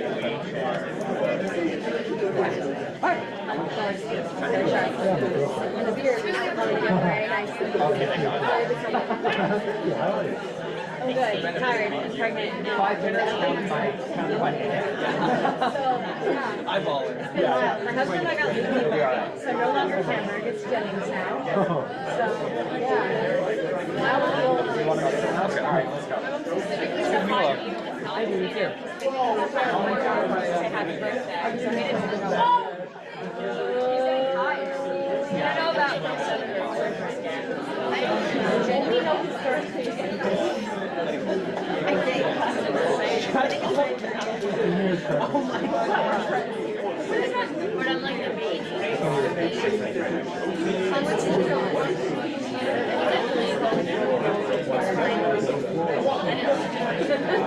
yeah, so maybe the third and the civics for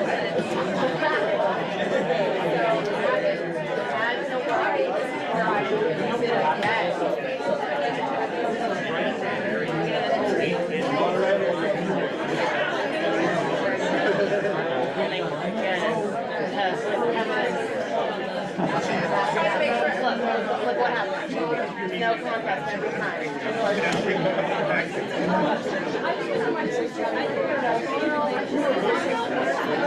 Instead of being motivated, not how much I love my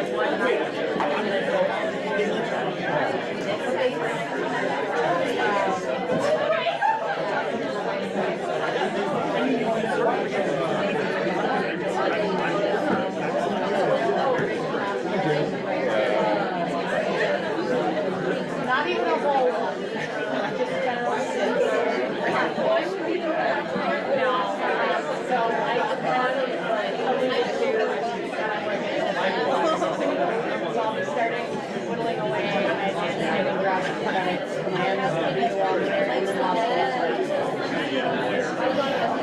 Right now.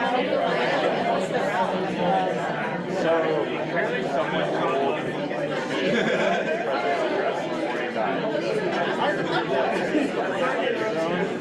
Colorado law bans outside precinct. Okay, so if you need to turn a person like that, fire, as annoying as they are, how they misunderstand, they have misinformation about why did you send that radio story number, and they have some of the information out, but they have always responded to me. They literally, within 24 hours, 12 hours, they will respond. Faster than the reach out. Oh, I wasn't saying anything too. I was just handing I was trying to, oh, thank you. I was trying to hand these out to anyone who wanted it.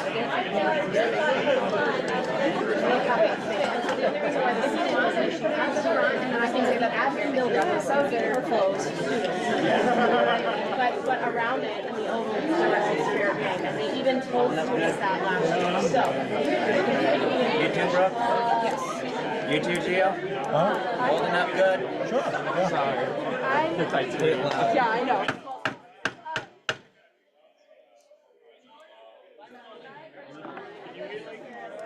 So I hit the gavel, which means we're moving our ways to our seats, and recess is over. Specifically 2 chairs. 4:30. Amazing. With that, shout out mom. It's my mom's birthday. We reports, and I have to say happy birthday after we got you and Jordan. So happy birthday, mom. With that, we'll go ahead and move into confidence business unless, so we're still under reports, unless someone wants to motion. Chair Casada Stoner. Motion to let judicial do like a 2-minute presentation on homecoming. Is there any dissent? Judicial can very quickly show their QR code and stuff. Yay! Thank you. Of course.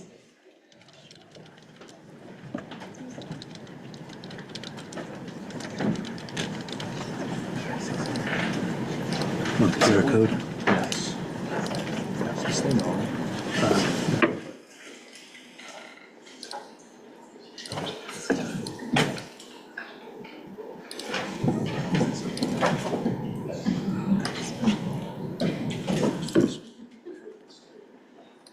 Okay, hello everybody, my name's Dylan, I'm an Associate Justice. I'm just gonna go over some stuff about homecoming. I just wanted to invite everyone here to the homecoming, the homecoming family weekend. ASCSU will be hosting an annual alumni reunion Friday, October 17th from 6 to 9 in the Laurie Student Center, Ballroom D. This is really just an event focused on reuniting alumni with ASCSU. They really like to reminisce on their time at ASCSU, and this gives them the chance to relive their time in college. There's going to be appetizers and drinks and a really cool view of the Friday Night Lights. You can also bring a date, I think. Maybe. Anyone you want. Anyone you want, preferably a date. We'd really like to see all of you from Senate at this event because it's a really great opportunity to meet former ASCSU members and build some connections. So just mark your calendar, October 17th again, and scan the QR code because you're gonna need to sign up and put your name down and everything. And yeah, we'll see you all there.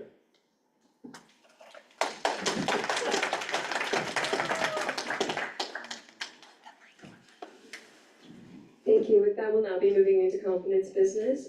Senator Roberts.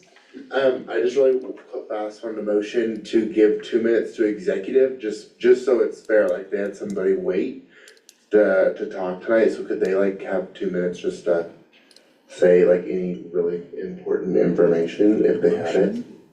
I know we talked earlier, but.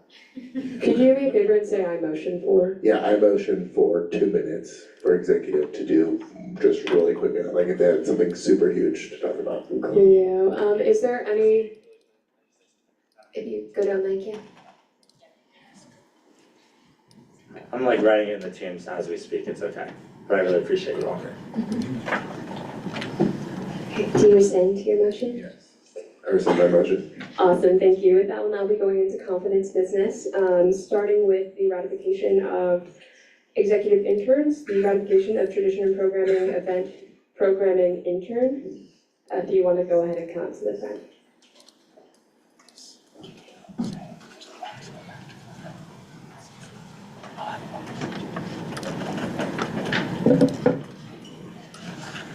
Hello, if we haven't met, my name is Grace Bennett. I'm the current Director of Traditions and Programming for ASCSU. Today I will be ratifying Nico Johnston. He will be an event programming intern. Nico is a junior studying hospitality and event management. He is the assistant project manager for the AGM event planning and production class. Through this, he communicates with vendors and helps manage staff. He is passionate about hospitality and pursued this opportunity as a chance to learn about event planning, as well as engaging the campus and providing a positive experience for all students. Because of these things, I feel that he is an excellent addition to the traditions department and will provide meaningful contributions to the team. Thank you. Hello, I'm Nico Johnston. I'm excited to be here and I'm very excited to work with all of you and see everything that you guys can teach me, and maybe I can teach you guys something too. Thank you. Okay, with that, we'll go ahead and enter a period of Q&A by first raised placard. Senator Taylor. How many people did you have apply to this position? We did not open applications for this. It was basically people who were interested came to me directly and asked. I currently have two already ratified interns, Arsema and Isaac. They reached out to me over the summer for this opportunity. Thank you, I yield. Are there any other questions for our candidate at this time? Seeing none, if you want to go ahead and take a step outside. Just step out for a second.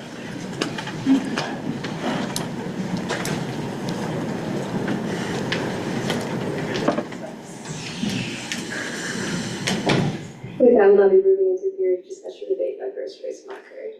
Senator Jones. I move to previous question. Is there any dissent to moving to previous question? Seeing none, we'll go ahead and enter a period of voting. Initially, keep raising them and then putting them down. Initially, we're supposed to utilize secret ballot. Chairman Alty. I'd like to motion to approve this candidate with unanimous consent and for the parliamentarian to also highlight the seeing competence.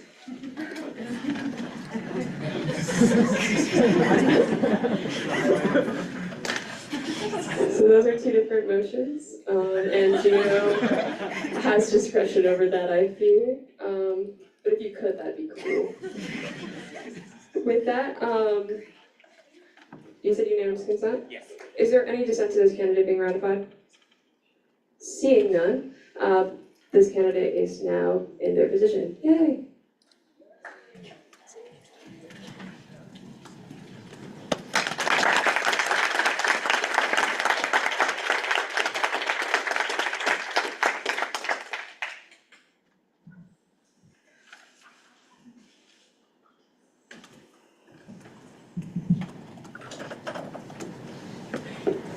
I state your name, I, Nico Johnston, do solemnly swear do solemnly swear to defend and uphold to defend and uphold the rules and regulations the rules and regulations set forth by the Constitution set forth by the Constitution of the Associated Students of Colorado State University of the Associated Students of Colorado State University and will rightfully perform and will rightfully perform the duties of my office the duties of my office to the best of my ability. to the best of my abilities. Congrats.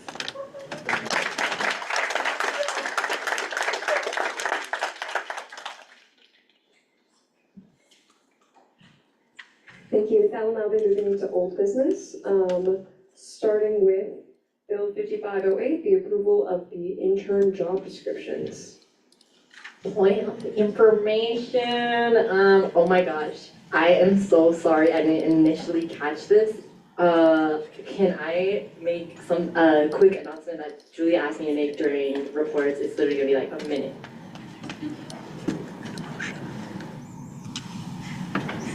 Ew. Why didn't we keep reports? I'm sorry. Let me discuss with my parliamentarian for 2 seconds.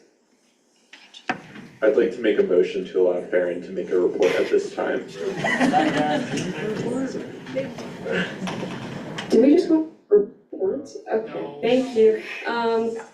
Is there any dissent to Chairman Laughlin's motion? Hearing dissent, we'll go ahead and vote on this voice vote. All those in favor say aye. Aye. All those opposed say nay. Nay. Any abstentions? With that, the ayes have it. Baron, do it quickly, pretty please. Miser Scholarship, I believe I'm pronouncing it right. It's a scholarship internal to ACCU members. It closes tomorrow night. The information and application link are posted in the general teams chat and the channel and on the newsletter. There's 6 questions, and then you'll just need to submit your resume. And then if you have any questions, you guys can ask our lovely advisors that we have. But yeah, that's it. That's all I have to say. Can you yield to Ellie real quick? I yield to Ellie. Hi, we also have AUP postcards up here if anyone would like to sign them. I really look forward to doing my report, but that's fine. Postcards, sign them, box. Cool, thank you. Yield back to Retention Recruitment Officer Yada. I yield. I think we've indicated that being a recurring theme. Okay, with that, we'll now be moving again into Bill 5508, approval of the intern job descriptions, and Gio will be reading the abstract now. Point of personal privilege, Ellie, can you explain the significance of the box? It's one spot that you put them in there after they're signed, so I don't run everywhere. Okay, bye-bye. If there are any further questions on any not report reports, please feel free to message them to either Ellie or I or the person who made said report. With that, officially, old business, take it away, Gio. Bill 55. I wanted to make sure y'all were awake. Bill 5508, approval of the intern job descriptions. This bill seeks approval of the intern job description listed at the bottom of this bill. Okay, this is in its second read, our author is not here, but we do have a stand-in kind of author. If you want to join us in the front in case there's anything directed towards Jakai, not Jakai. With that, we'll now be entering a period of discussion and debate via first rate placard. And all at once, guys. Senator Singleton. What is added to the description? Well, this bill is really just solidifying the job descriptions of the interns like myself. It's just listing them down for now and future notice. So to my knowledge, this is just like the solidified actual job descriptions for like what me and my other fellow interns do. Thank you, I yield. Okay, just a quick point of clarification. We aren't in Q&A, we're in discussion and debate. Does everyone feel comfortable with what we're doing right now? Did I lose you? Okay. Discussion debate instead of Q&A. Instead of asking questions, we kind of argue with each other in a really germane and nice way. So if you have any opinions on whether or not this should be passed, not passed, edited if you really wanted to go crazy with it, all of that stuff would be within this time period. With that, are there any other points of discussion and debate? Chair Exhaustion. I'm for this bill. I think it's a bill, right? Yes, I am for this bill. I do want to say that as a committee that we did edit this piece of legislation. I think it could have had a little bit more substance added to it, even within like the abstract. These are just my opinions. I still support the bill, but I do think that I would just think about next time writing legislation that it be have a little bit more substance, if that makes sense. But I do support the bill, and I think it's a good bill. I yield. Thank you. Does anyone else wish to speak? It's not Q&A, so it's not like a back and forth unless you're yielded to by someone who raises their placard from the Senate body. Seeing none, Chair Casada. I'll yield to Jalen. I was just gonna wonder like what, so I can take back like what specific, like when you say more substance, is there like something in specific you're like wondering about, or is it just like in total? Thanks. I think that I'm like pretty sure that our committee actually had to add a therefore clause, and I don't know if this is part of this discussion. But I think like making sure that like the substance in a therefore clause is there. And I'm gonna yield to Senator Jindal. I'm so sorry. I'm very done, but no, you're fine, you're right, you're fine. Basically, I think the point to be made, we require therefore at least one whereas clause. The therefore wasn't there, a committee had to put it in. It was specifically, that's what Victoria's trying to get at. I yield. Senator Greer. So I'm reading the bill right now, and all the job descriptions are after the forwarding clause, and they're not under a therefore clause. So we have to fix that, don't we? In terms of formatting errors, and Hayden, feel free to correct me if I'm wrong, the parliamentarian has the ability to fix issues that have to do with structure or content that isn't partisan or part of like the legislation's like substance. So. Okay then, I'll yield to the chair. Cool. Chair McLaughlin. Kind of elaborating on that formatting thing, the entire substance of this bill solely consists of forwarding this bill to the forwarding list. It doesn't enact anything. So, can the author make edits on the floor? The author isn't currently here, but we can enter committee of the whole, we can do that. Can we just table this until next week? Second. Is there any dissent to this being tabled? Seeing none, we'll revisit this next week, hopefully with more therefores. Sorry, with that, we'll. Point of clarification. Yes. This is not the most up-to-date version of the bill, as it does not reflect almost any of the edits made in DEI committee. Our added therefore isn't there. To my understanding, let me check with my parliamentarian real quick. During legislative cabinet, was this going over? Was this just back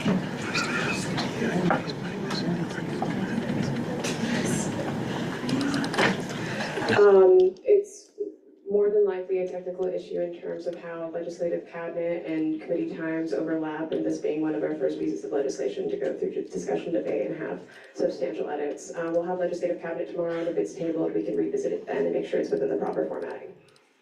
Awesome. With that, are we good? Cool. You are done here. I thought I heard a noise. No, okay, you're good.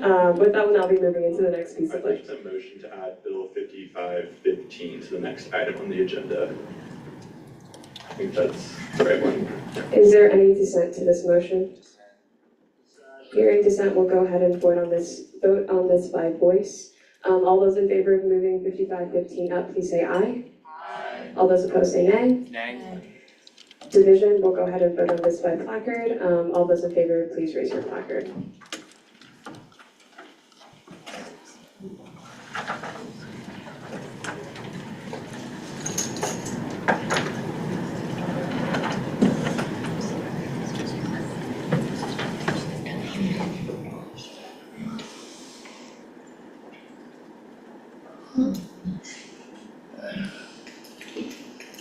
You can go ahead and put those down. All those opposed, please raise your placard. You can go ahead and put those down. Any abstentions?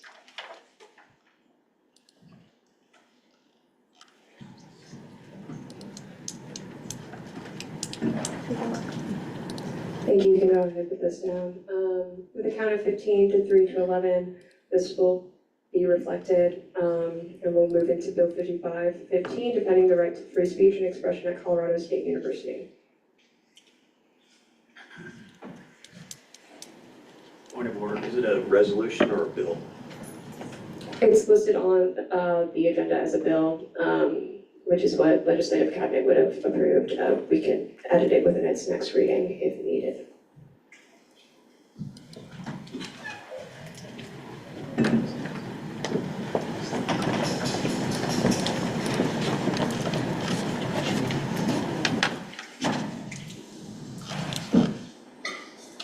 Resolution or 5515, 5515, defending the right to free speech and expression at Colorado State University.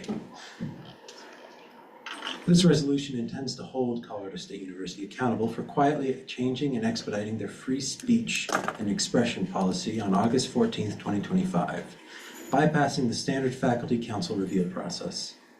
We call on CSU to restore the established student expression policies from November 11th, 2022, honoring student traditions of confronting political violence, including here at Colorado State University, have and will continue to challenge the myopic view of servility.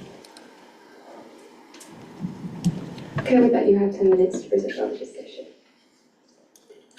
Well, hello again, Senate. So this resolution would have had a bigger punch if CSU didn't overturn their policy, but they did, which is a very big win, and I'm very, very happy that they did. This resolution then would have to be edited to have a little bit more impactful, and I have had conversations with senators.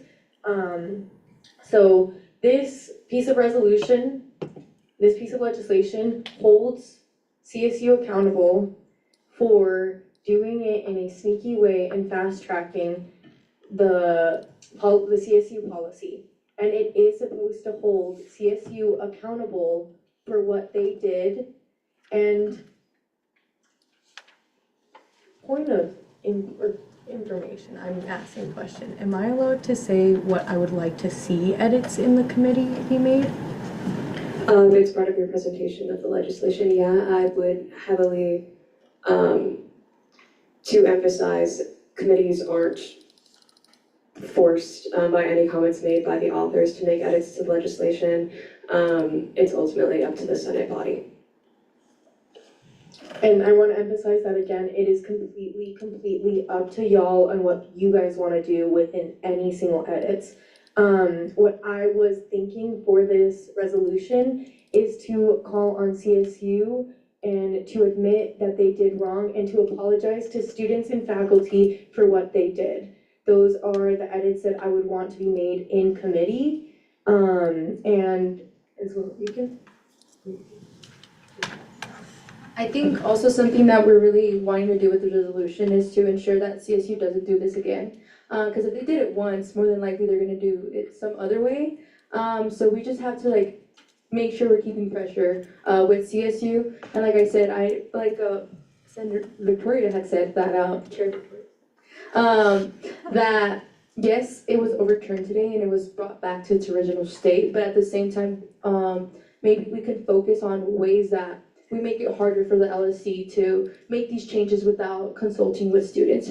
So this is something that I would like to see in committee being made, and of course with brilliant people in this room. So this is why I really do want this resolution to be seen and to be edited. So yeah. I don't have too much to add. What I will say, I think this is a very important piece of legislation. I think that all of the students that filled the Senate chamber tonight speak for themselves. We rarely ever see that at ASCSU. This is obviously an issue that students care deeply about, and I think we should respect that. The list of sponsorships and endorsements speaks for itself as well. This was really a collaborative effort with so many people in this space. So if you collaborated on this legislation with us, I just want to thank you. You're doing amazing work. And yeah, I'm very proud of it. I'm very proud of these two and how we were able to collaborate on it all together. And thank you all for being here.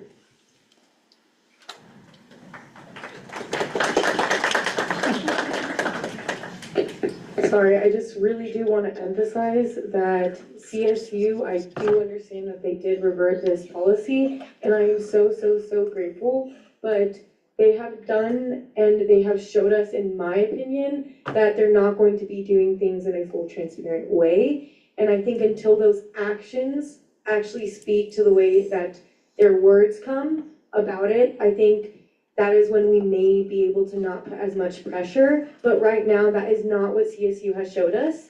And again, I want to emphasize, if CSU is willing to show us that, I am willing to be a little bit less on their necks, but they haven't been, and they're not listening. And so I think we need to make sure that we keep this pressure up. And yeah, just like I said earlier, we don't know what the federal government's gonna pull, and because of that, we don't know what CSU is gonna pull. So just keep that into consideration. Thank you. And with that, we yield. Thank you. With that, we'll now be entering this bill's first reading, so we'll be entering a period of Q&A by first raised placard. Senator McCorkle?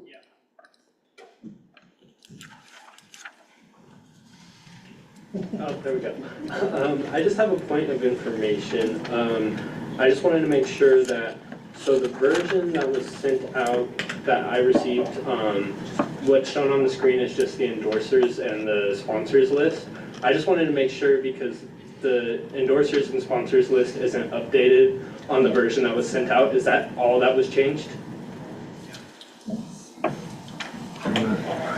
I believe so. Okay, all right, thank you. Yes, the endorsements and the sponsorships have actually not been updated, so there are more people who wanted to be on this resolution. Okay, perfect. Just as a reminder for any future bill authors, if you could specifically go to committee to have that edit made or motion for committee of the whole to be opened within the second reading of a piece of legislation if there's additional endorsements. Yeah, but That would make if you just wanna everyone's choose their life a version, little it's different. easier. They only have these. Like DEI committee held Monday, 3 to 4. Also, point of clarification, you can just also email the chairs those edits and endorsements as well. Makes life also super easy. It's spelling. Coolio. Senator Miller. I have a series of questions for you. So what kind of measures do you want to see CSU take next time changes like these are made? Specifically, just like what was like the intentionality behind that? I think with some of the measures that we wanted to take were having a 72-hour protocol. I know we talked to a few students, and then also some other, and they did say that 72-hour, just sending out an email or something that updates students on what's currently happening on campus. And then, sorry, what was the second part? It was just kind of to reiterate the same point. It wasn't like, Yeah. I was just saying more words. Yes, thank you. And then also, this is something that we're currently working on, and I have a meeting scheduled soon. But with Assistant Vice President Ricky, I think, yes. But we do want to see if we can create a collaboration within students. One, this brings different students' perspectives, but this also keeps the student body updated. Sorry, and, oh wait. I do also want to emphasize that the group of students would not be ASCSU affiliated, so we would be able to actually reach more students' voices since ASCSU does have a voice within it. We've talked about how we have access to administration and different people, so we're trying to actually get full students' voices that are not affiliated fully with ASCSU. Okay, my next question is, during the writing of this piece of legislation, did you guys do any outreach to admin to find out why these decisions were made? No hate if you didn't. I know that they're really hard to reach sometimes. Just want to put that out there.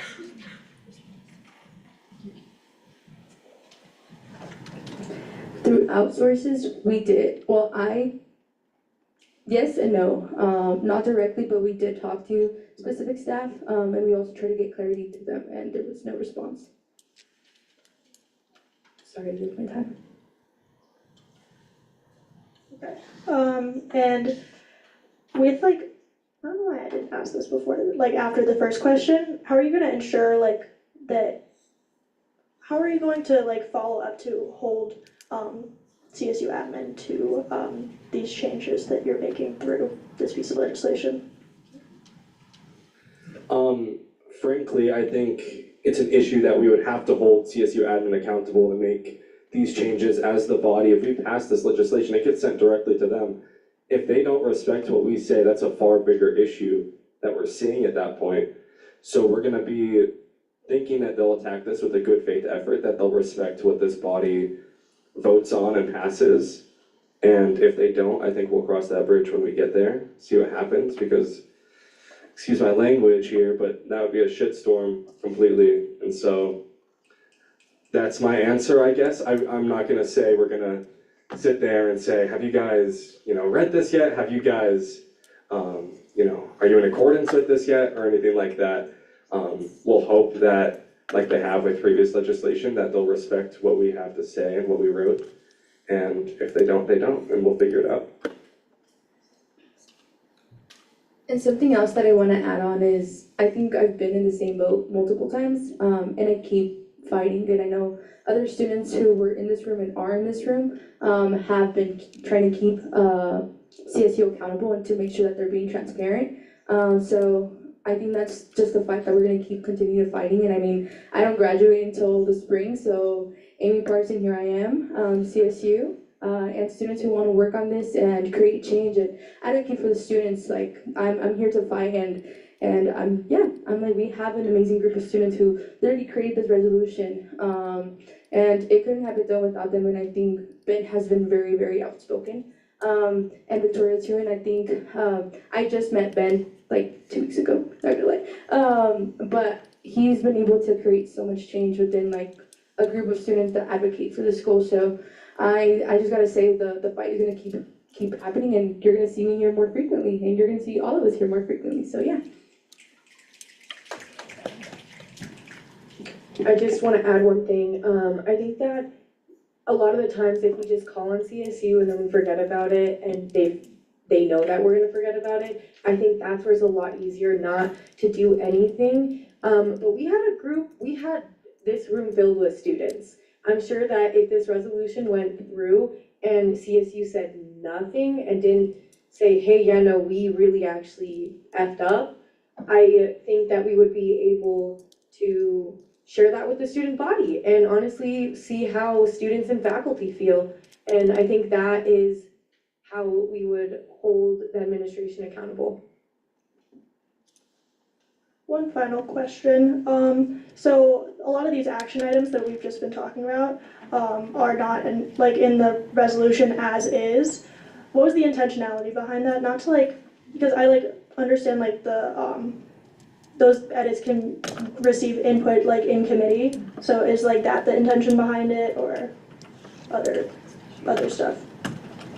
So I think for this one, there's definitely, I think it's 3 or 2 therefore clauses that it calls on CSU for changing the policy, and so those therefore clauses would be changed. I think there is one therefore, can you scroll down, do you know?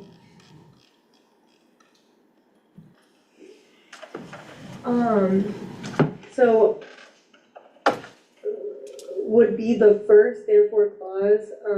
I think that is where it is shown that this resolution, it's not just calling on CSU for changing the policy, but it's also calling for them to get holding accountability for what their actions did. So I understand again the 2 there, 1, 2, I can't read. The 4 therefore clauses, they will have to be edited, and they will be edited in committee, and that would be completely up to the discretion of the Senate. So in this resolution, it was not just only the intention of changing it, just changing the policy, it is also to hold CSU accountable, which is why I personally, and we all personally, chose to have this resolution read. And then also, I think we saw it last week also when a student came up and talked about it. But this resolution was created to also bring more awareness within the student body to ensure that students know what is happening. Because I said no student was made aware of it, and I think that's very, very scary. But with this resolution, I think there's a lot of work that we want to do on it. But I do think the main sole purpose of it was to make the student body aware of what's happening in case something else changes too. And then 2, to also call out CSU, like Victoria said. You could have said that. Thank you, I yield. Thank you, Senator Miller. Chair Gilmore. Hello, this will be super quick. So I just had a question regarding how the abstract addresses specifically the faculty council and not really any others. So when edits are gonna be made, would you wanna include any other groups, or is there a reason that this is like specifically towards the faculty council? Just the reasoning behind that, and if there would be changes made to that. I think as far as we were wanting, I don't think we necessarily wanted to just say like faculty council. We kind of said like the standard faculty council process. We'll probably just change that to like the shared governance process, just to be more inclusive. I think we never attacked it with the intention of it just being faculty council, but that was just an oversight on our part where we said faculty council when we really meant just like shared governance entirely within CSU. So all councils and yeah, go ahead as well. I think also I would love those edits to be made. Actually, I think that would be super, super awesome and strengthen this resolution. Another reason why it was put in like that is because I got the direct source from the AAUP, and I'm like 99% sure that that is how it was said. And so that's why I wanted to put it like that. Thank you, I yield. Thank you, Chair Gilroy. Senator Corey, did you have your placard up? I don't want to skip over you. Okay, awesome. Thank you, and you answered a lot of my questions. I fear, actually, sorry to cut you off, we're out of time. I would need to send Chairman Onti. Motion to extend Q&A by. Just give me 3 minutes. 3, 4? We're gonna go solid 5. Motion to extend Q&A by 5 minutes. Is there any dissent to this motion? Hearing dissent, we'll go ahead and vote on this by voice. All those in favor, please say aye. Aye. All those opposed say nay. Nay. Any abstentions? I believe the ayes have it. You can continue. Thank you. I want to commend you for drafting this bill. I'm new to this process. For the record, I'd like to be added as an endorser of the bill, so thank you. And,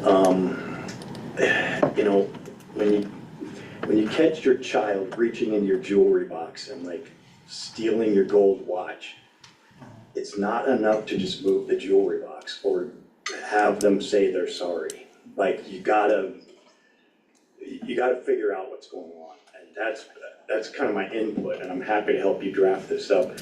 We have an executive branch with a ton of talented people that serve within it, a judicial branch with a ton of talented people. We are in a legislative branch. If something like this happens, and the fact that this was done by the administration in violation of their own rules, like secretly, taking our most valuable asset as students, our free speech, that's our gold watch, so to speak. I just think there needs to be more accountability and like some kind of formal investigation. And I know I'm new to this, but my limited understanding of ASCSU is we have the capability to do that in all 3 of these branches and coordinate and hold them to account. It's not like we can fire them, but just with our own free speech, retaliate with our own free speech. Sunshine is the best disinfectant. So that's my limited input, and I just commend you for putting this all together. Thanks. I yield. Thank you. Senator Emeritus Jennings. Okay, so there's been some question about what the actionable items of this is, and I just want to be really clear in asking this question. Is this a bill or is it a resolution? And I think that's a good, and you've called it a resolution over and over, and I think that's perfectly okay if that's where that sits. So for anyone coming for you to ask about what the action items are, it is a resolution, isn't it? Okay, thank you. With that, I yield. Yes, it is a resolution, and it's been a resolution. Thank you. Senator Jones. So I get this bill came out like when the free speech stuff was super important. My question is, going forward, would you want it to be more all policy, like encompassing all policy changes within CSU rather than just to the free speech part? Just because I think we would want to see all policy changes like being clear and open to us.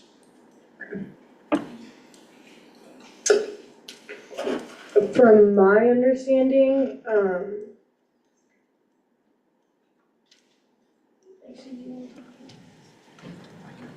You got it then. Sorry, Grace. It's a really good question. I think even though the free speech policy is what we're focusing on, we're calling on the university to never do this kind of thing again. I think that if we just stop it at free speech, there's a lot of other rights that we have as students that they might infringe upon, especially in today's political climate. You never know what will be taken away or what rug will be swept under your feet.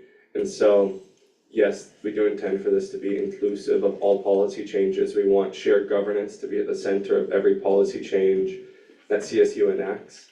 I think that it was completely wrong of them to expedite this process, to post it without a single announcement out to students.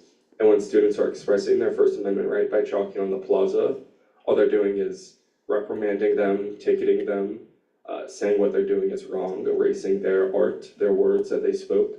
And so it doesn't just stop at free speech. And I think if we stop it at free speech, that's a disservice for all the students at this university and for all of the rights that we hold as students of this university. And so I think our intention for all of us three is to continue this effort and to make sure that for any policy change, CSU does it the right way and that they don't cheat the system, they don't fast track it, they don't do it silently under the table, and that they respect the students and our shared governance system. I can. Sorry, I'm gonna add one more thing because I had to think about it. So great question. But I think for all of our resolutions, this resolution aims for CSU policy and peaceful assembly, or CSU free speech and peaceful assembly. I'm sorry, guys, it's getting late. But this is to focus on this specific policy. I do want to shout out another senator, Claire. She's writing another resolution that I think encompasses that bigger, broader. This is more a resolution just focused on CSU, free speech policy and peaceful assembly, but there will be more following. But this one is kind of also like being an example of like. Point of order, we are out of time. Oh, I yield. Awesome, with that, we'll go ahead and send this off to committees. This will be going to the Internal Affairs Committee, the University Affairs Committee, the Budgetary Affairs Committee, and the Diversity, Equity, and Inclusion Committee, also known as all of the committees. Thank you. We'll now be moving back into old business, starting with Bill 5511, amending the VSOF composition.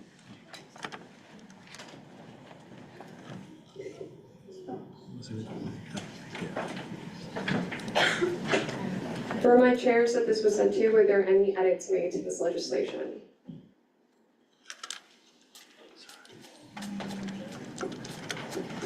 We are currently on the amending the VSOP composition. Were there any edits made? Maybe, let me check. Okay, cool.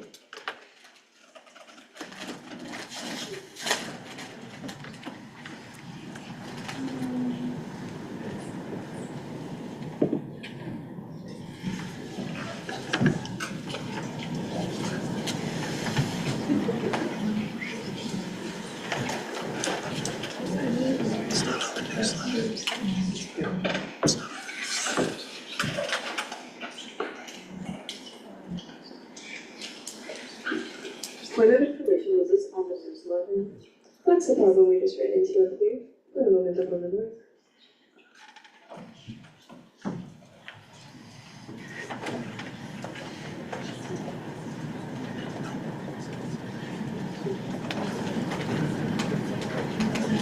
Okay, so as I see it, the Senate has three options in terms of it not being on the newsletter. One, we've had this legislation before, and we can read out any edits made by any committees in full. Two, we can read the entirety in full. Three, we can push it to next week. Motion to table this bill until next week. Second. Do I see any dissent to this motion? Seeing dissent, we'll go ahead and vote on this via voice vote. All those in favor say aye. Aye. All those opposed say nay. Nay. Division, all those in favor, please raise your placards.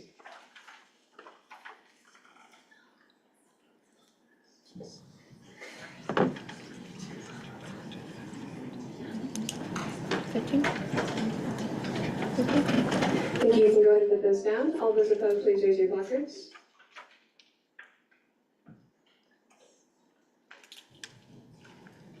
Thank you, you can go ahead and put those down. Any abstentions?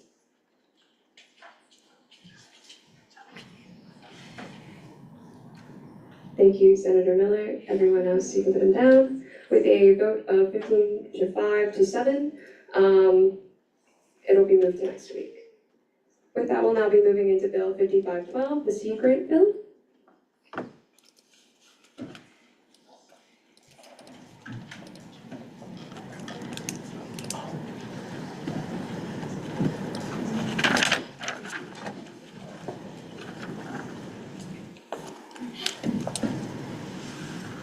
Bill 5512, the Seed Grant Bill.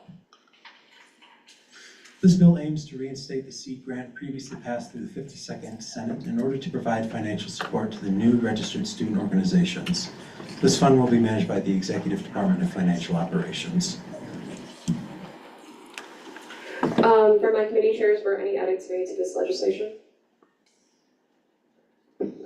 Yes, somewhat extensive. We fixed some grammatical formatting issues in the whereas clauses that don't really change the intention of them. For the therefore clauses, we removed the sunset date for this bill. We added an additional responsibility to the Director of Finance and Deputy Director of Finance that they shall keep track of what RSOs have received funding. And we also put the stipulation that only RSOs founded after January 2021 are eligible for this grant. I yield. Thank you. Were there any other edits made by any other committees? Seeing none, and as the author isn't here, we'll go ahead and accept the edits as a Senate. Is there any dissent to any of these edits? Seeing none, the edit. Yes, Senator Taylor? I dissent to taking out the sunset clause. Okay, seeing that, we'll go ahead and vote on that via a voice vote. And is that incorrect? I was just thinking about making a motion to open discussion and debate on that, but I will not unless anybody else wants. Do we want discussion debate head? Okay, I move to open 5 minutes of discussion and debate on the motion to Not include that edit, okay, awesome. Is there any dissent to opening a period of discussion debate on that? Seeing none, we'll go ahead and enter a period of discussion debate by first raised placard, Chair McLaughlin. I would like to state I am strongly in support of removing this sunset date, and as y'all's Chief Financial Officer of the Senate, I would encourage you to also be strongly in support of this. This edit was recommended by our accounting staff. Previously, when the Seed Grant was created, its entire funding was not exhausted before the sunset date. I believe last time this bill was presented to the Senate, about 25% of the funding for the Seed Grant was used before it expired. We removed the sunset date so that there's not any rush to use that money. We don't have to see this bill again until all of the money is used. I yield. Thank you. Just a reminder that if you want to be put on the speakers list, you have to keep your placard up until I make weird eye contact with you. But with that, Senator Taylor. I think that we should keep a sunset clause in this legislation. That is, A, so that we can have some kind of a date on when these funds have to be spent by, and B, that if these funds are not spent, that will come back to us and we can then have legislation like this to come back and we can evaluate and assess it at that time. So I think that a sunset clause is important to have in this. All of the legislation that we have in the Senate, at least in my time, allocating funds has had a sunset clause in that, and so I don't think that we should deviate from that, but that's all that I have. I yield. Thank you, Senator Grenier. I agree with Senator Taylor. My personal opinion is that I believe that all financial bills, unless they explicitly say what's going to be used for and when, should have a sunset clause. We don't want money that's in our accounts to just disappear into the ether because somebody forgets to move something somewhere or update something when a specific employee moves on. I think it's really important to have that, so as he said, to have that kind of going back and look at it next year, because maybe this is not enough money.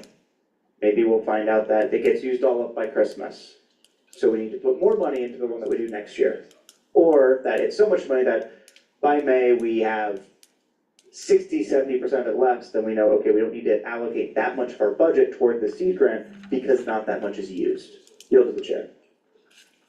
Thank you, Senator Grenier. Officer Jonathan. After hearing Matthew's points, well, everyone's points specifically, I see what you're saying for sure, but my thing is like, if we did keep the sunset clause and your point of being like, if we do keep that sunset clause, we're able to evaluate how much or how much less money we would need to be putting into this.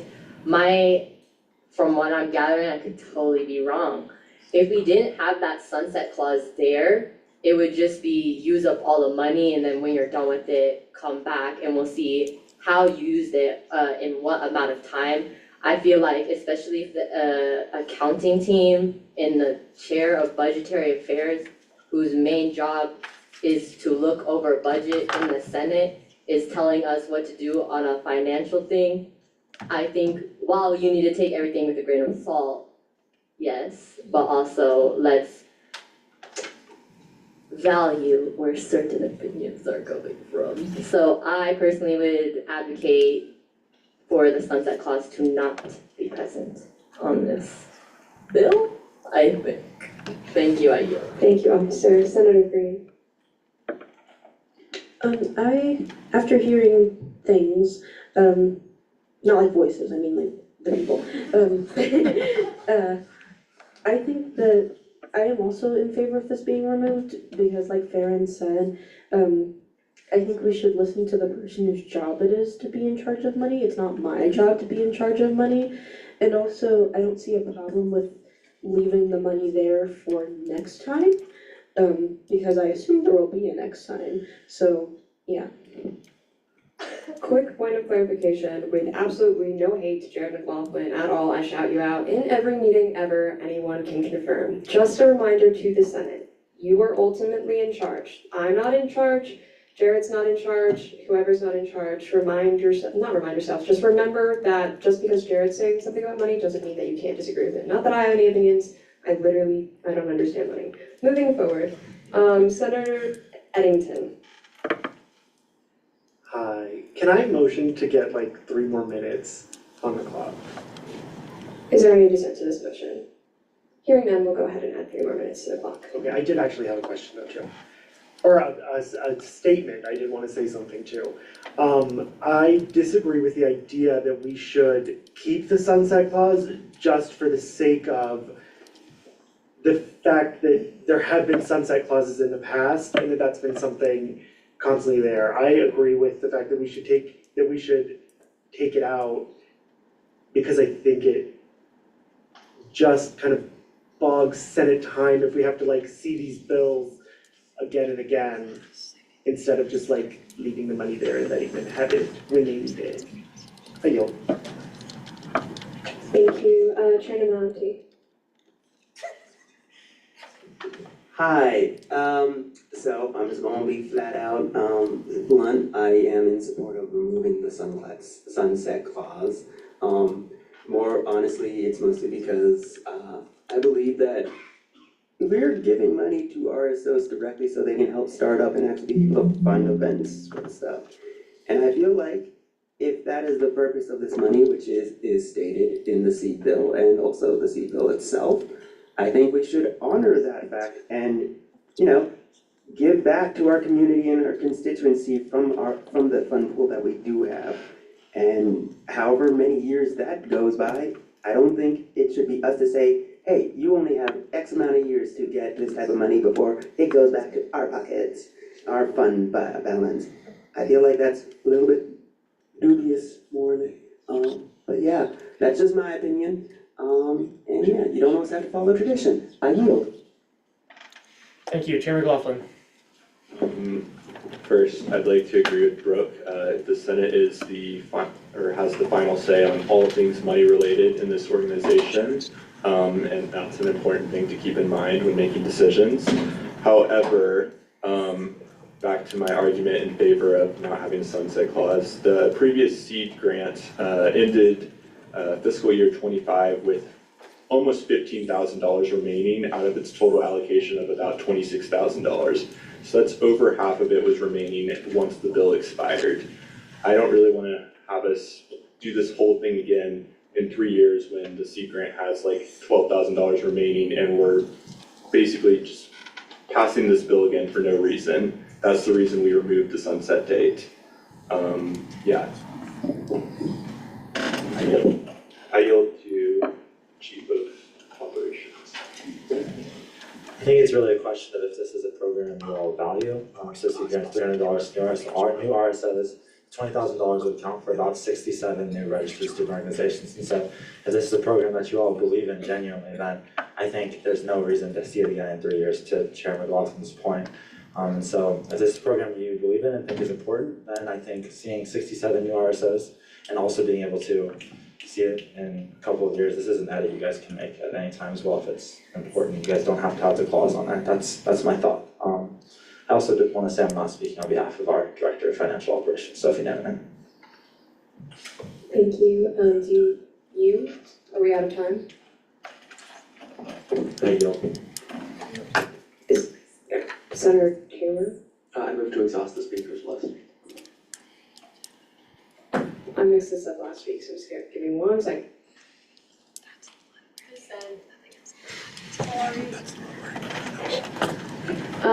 Okay, that's the one where we just don't add more things to the list, correct? Awesome. Hearing dissent. We'll go ahead and do this by voice vote. All those in favor say aye. Aye. Thank you. All of those opposed say nay. Aye. Any abstentions? Abstain. I believe the nays have division. Did you say division? Point of information, Yoselin's just gonna yield to me, so we can just we'll all remove that dissent. Can I do that? I fear the body already voted in favor of not removing the speakers list. So we'll keep the speakers list, moving with the speakers list. Speaking of Chair Rivera, what? Oh, we're also out of time. Would anyone like to motion for more time? Senator Jones? I'd like to motion to extend the time by 15 minutes. Do I hear any dissent to that motion? Hearing dissent? Is it because it's too long? Yes. Okay, would you want to revise your motion? 5 minutes. Do I hear any dissent to extending it by 5 minutes?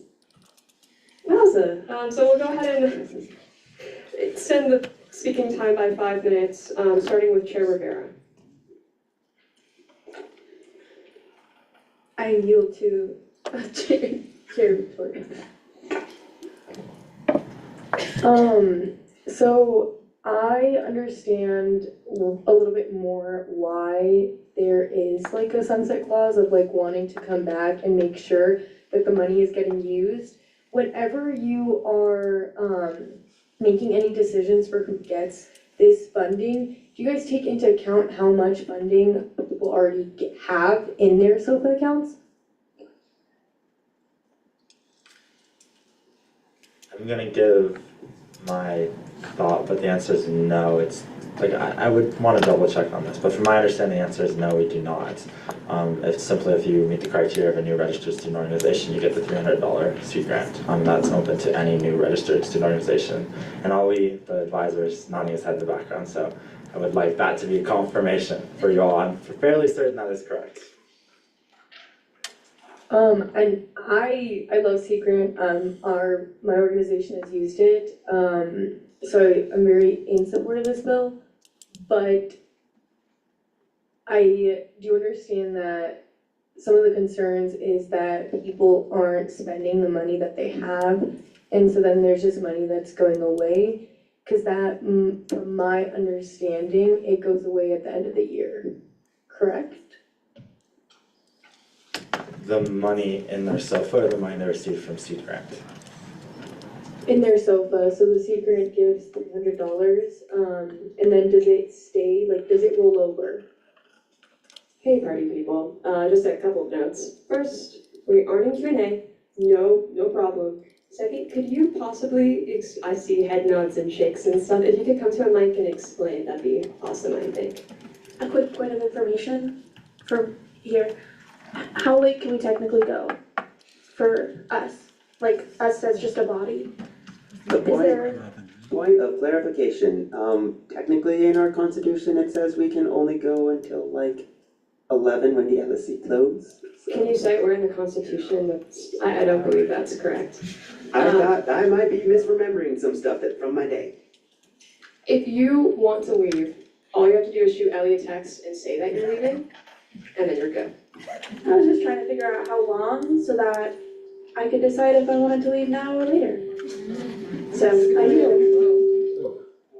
I don't know. Thanks. A point of information with the Constitution, I believe it's 2 hours of the confidence clock. Do we have a separate timer for that? I do. She is a baller, we do. There was a word for it. Still have about an hour left. We still have about an hour left.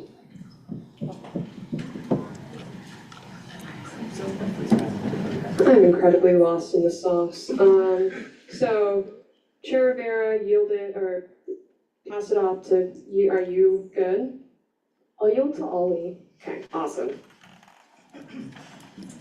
Good evening, Senate. Good evening. Kudos to y'all for kind of sticking through this. Y'all have done phenomenal work this evening, so shout out to y'all. So just talking a little bit about the seed grant. The seed grant really came out of the genesis of having extra funding available at the end of one ASCSU fiscal year. And so with there being a ton of money left from a BSOF standpoint, the Board for Student Organization Funding, during the pandemic, there wasn't ways for student organizations to spend that money for events that weren't happening in person due to the pandemic. When that Senate body passed this resolution, passed this bill that allowed for the seed grant to be created, that began January 2021. For any new organizations, January 2021 onward, all they have to do is they have to apply for the seed grant application. The Director of Finance and designees review that. SLICE verifies that that organization was created on or after January 2021, and then they're awarded the $300 that goes directly into their SOFA account. After that point, neither BSOF, nor SLICE, nor the Director of Finance or ASCSU really have any jurisdiction over how that organization decides to spend that money or not.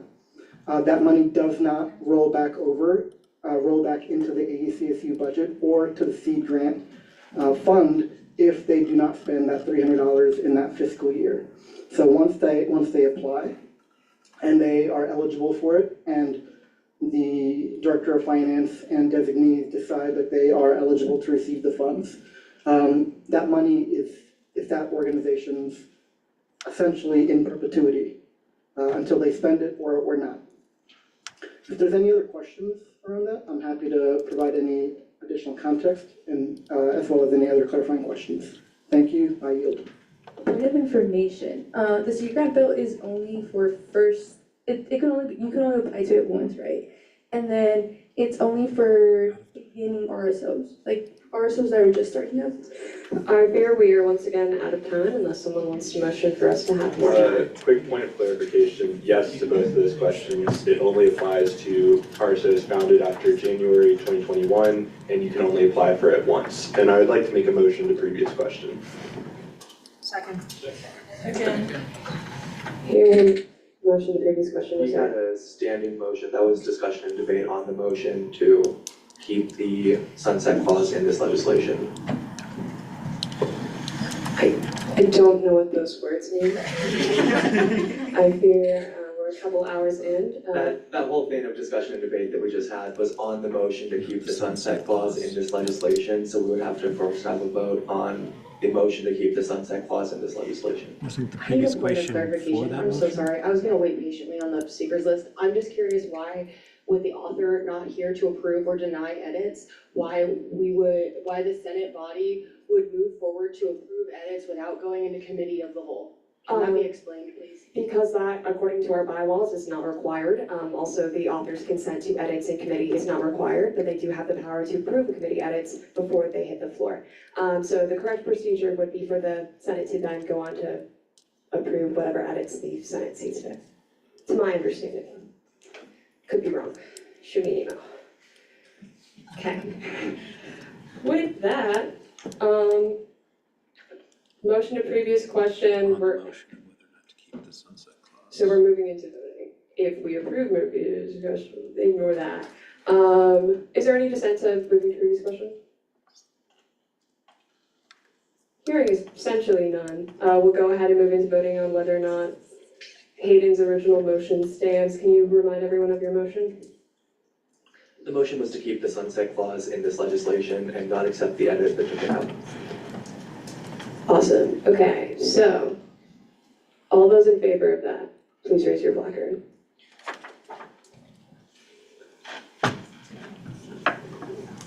Thank you. You can go ahead and put those down. All of those opposed, please raise your placard.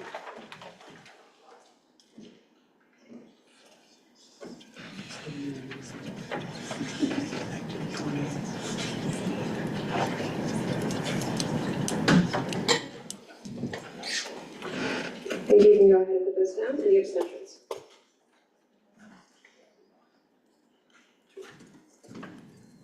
Thank you. With a vote of 4 to 22 to 2, this will not be reflected. With that, utilizing unanimous consent, do we approve of these edits that the committee's made on this legislation? Hearing no dissent, edits made. Moving into the bill, we'll go ahead and enter a period of discussion and debate by first raised placard. Senator Green. Is it motion to previous question? Motion to previous question. Is there any dissent to this? Hearing dissent, we'll go ahead and vote on whether or not we move into voting by voice vote. All those in favor say aye. All those opposed say nay. Nay. Any abstentions? Division. Okay, cool. We're really in it tonight. We'll go ahead and vote on whether or not we move into voting by placard. All those in favor, please raise your placard.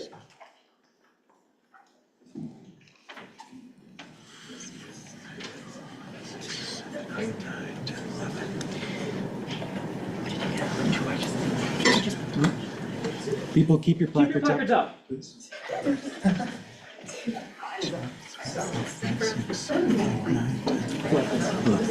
Thank you. You can go ahead and put those down. All those opposed, please raise your placard.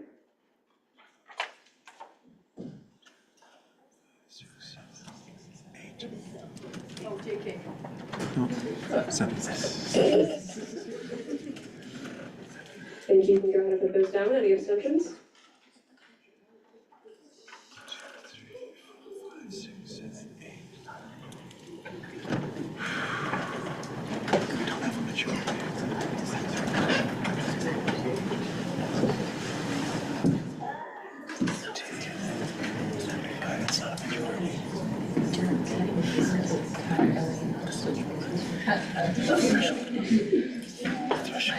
Not math majors are doing that. You can go ahead and put this down. It might take a second.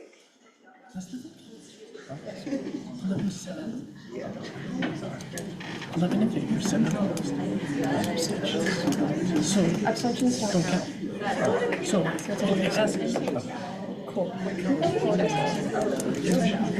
Okay, Coolio. Hey guys. Logging in. With a vote of 11 to 7, we won't move into voting. Or wait. We will be moving into voting. Yes. On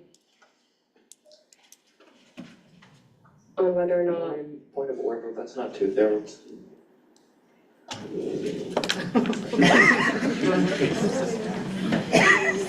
Can I also get a point of clarification if moving to previous question satisfies the requirement of having discussion and debate?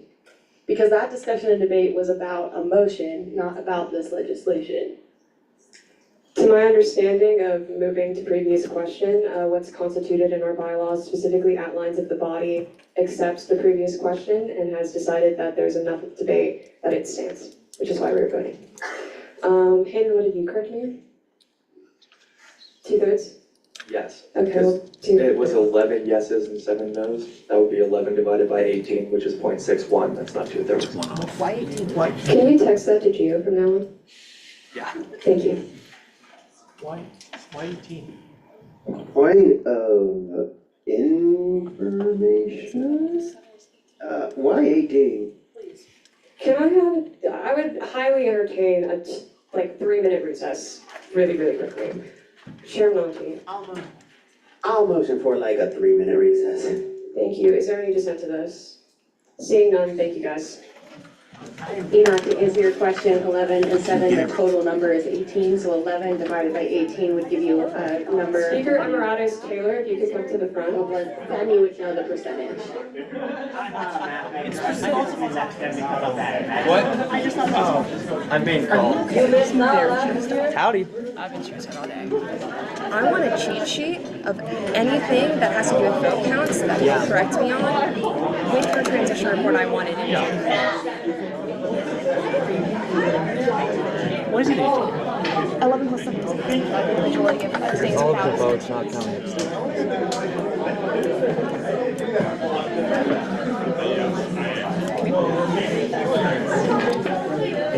Go make your cheat sheet. Bye-bye. One piece of legislation. Oh yeah. Give me a paper. Give me a piece of paper. Get your own piece of paper, write me a transition report. You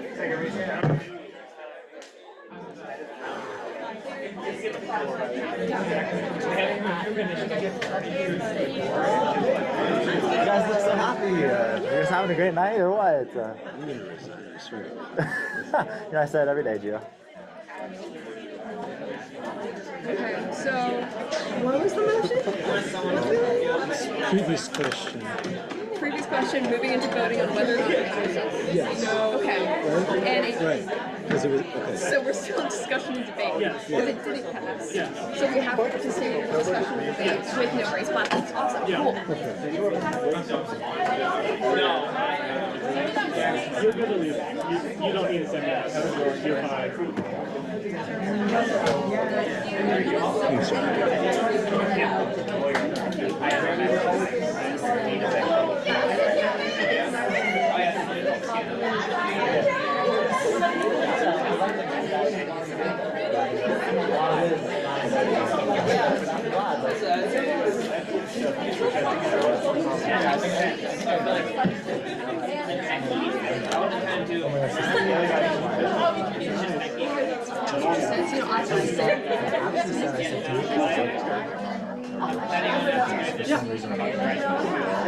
You should do it. Sauce, get over it. Please say something. Did you know that? Yeah? No, I thought so. I thought you were pretty sure. Yeah, it's important. Don't apologize. It's good. That's how y'all are supposed to. Cool. I appreciate that. Where's our logo? I don't care. They printed 2,000 before we approved it. Here I'm not. Yeah? I seconded that. Color back. Should we also? I see you on Zoom. I'm scared. Just watch Davis watching. That's like Rick Butler watching, but Lauren Davis is watching. Look away. So we'll be entering, or we're staying in discussion debate because the vote failed because it wasn't a 2/3. Move it up.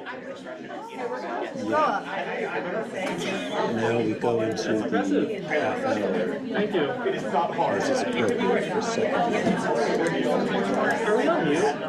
No. So this is bullying me and it's been recorded. No, leave it. Let people witness the brutality that is Jealousy doing this. Whoa! Let the record Whoa! show Do not show me record harassed. anymore. We're in recess. We're in recess. Can I?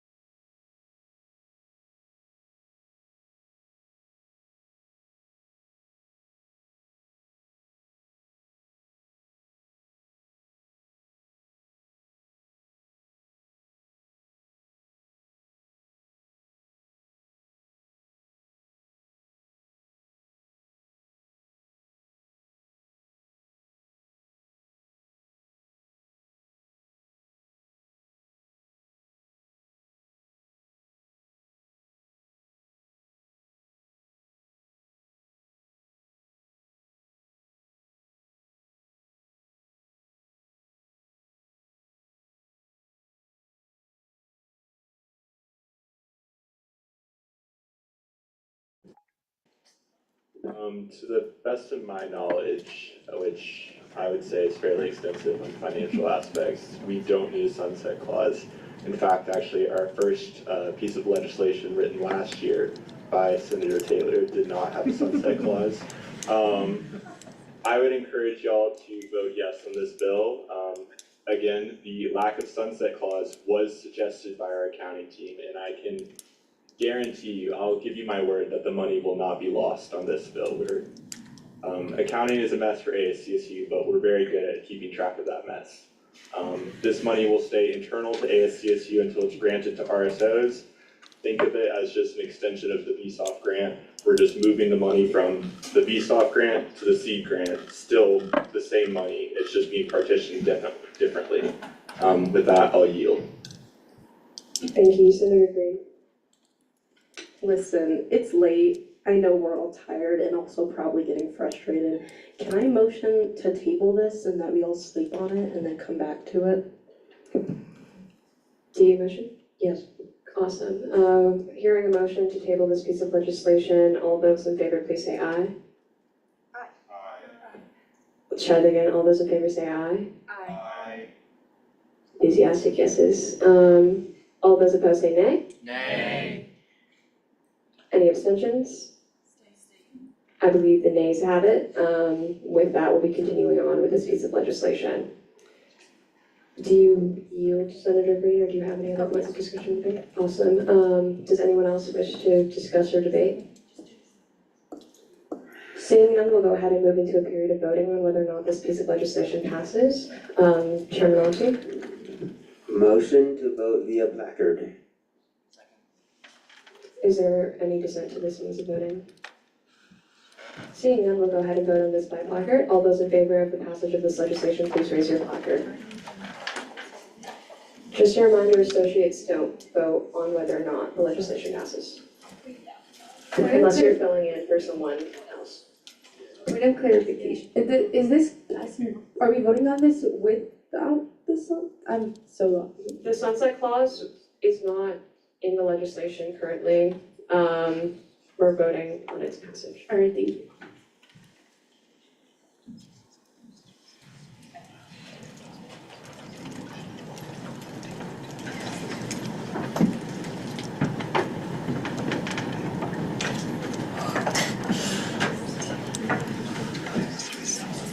Keep them up. Placards up.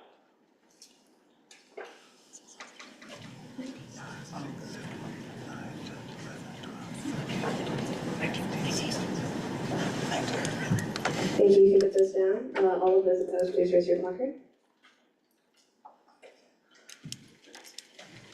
You can do it. You can go ahead and put those down. Any abstentions?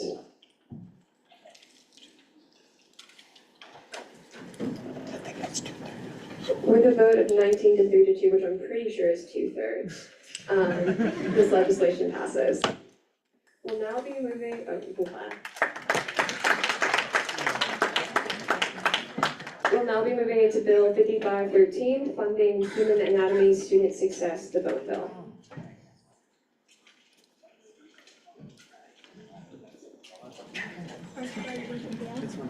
Yes. Still time. Bill 5513, Funding Human Anatomy Student Success, the Bone Bill. This bill aims to improve the accessibility of library human skeletons by allocating $1,100 to the CSU Morgan Library to purchase 2 disarticulated human skeletal sets.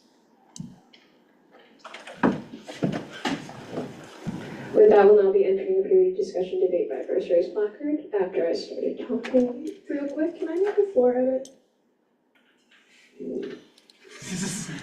what kind of floor edit? I sent it to Gio already. It was the one that we discussed with Olivia last week about including the anthropology classes that also utilize the disarticulated human skeletons from the library. It's just like one sentence. I would very much be enthused and really happy, and anyone who does it and has proof of it, everyone please read the bylaws, I'll give you a gold star. Thank you. To my understanding, yeah,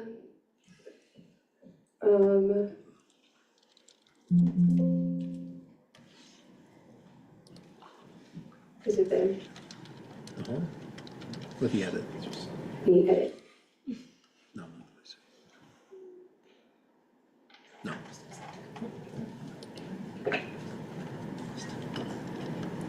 What? The edit's not there. Fiona, you said you have the edit? Yes. So you want to add it? Yes. Okay, I can add it. Cool. I thought we were asking if it was there beforehand.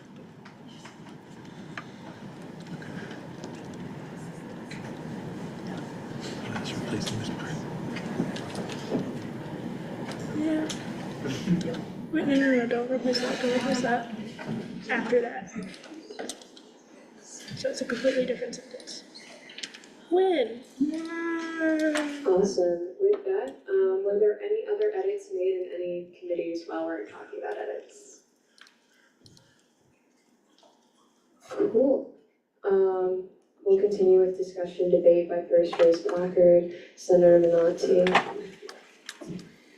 I'm pretty sure most of us approve of this bill, and there isn't too much discussion and debate on it.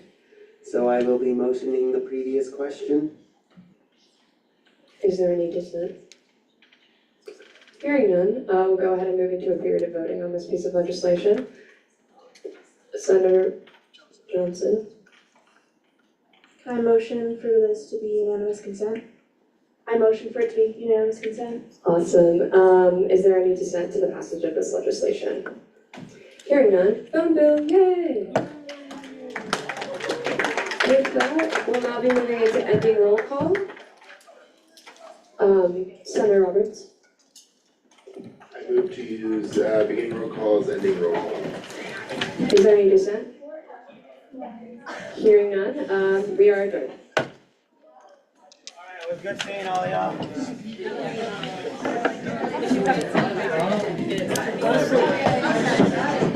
Yeah, you're good.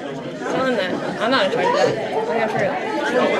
I'll try.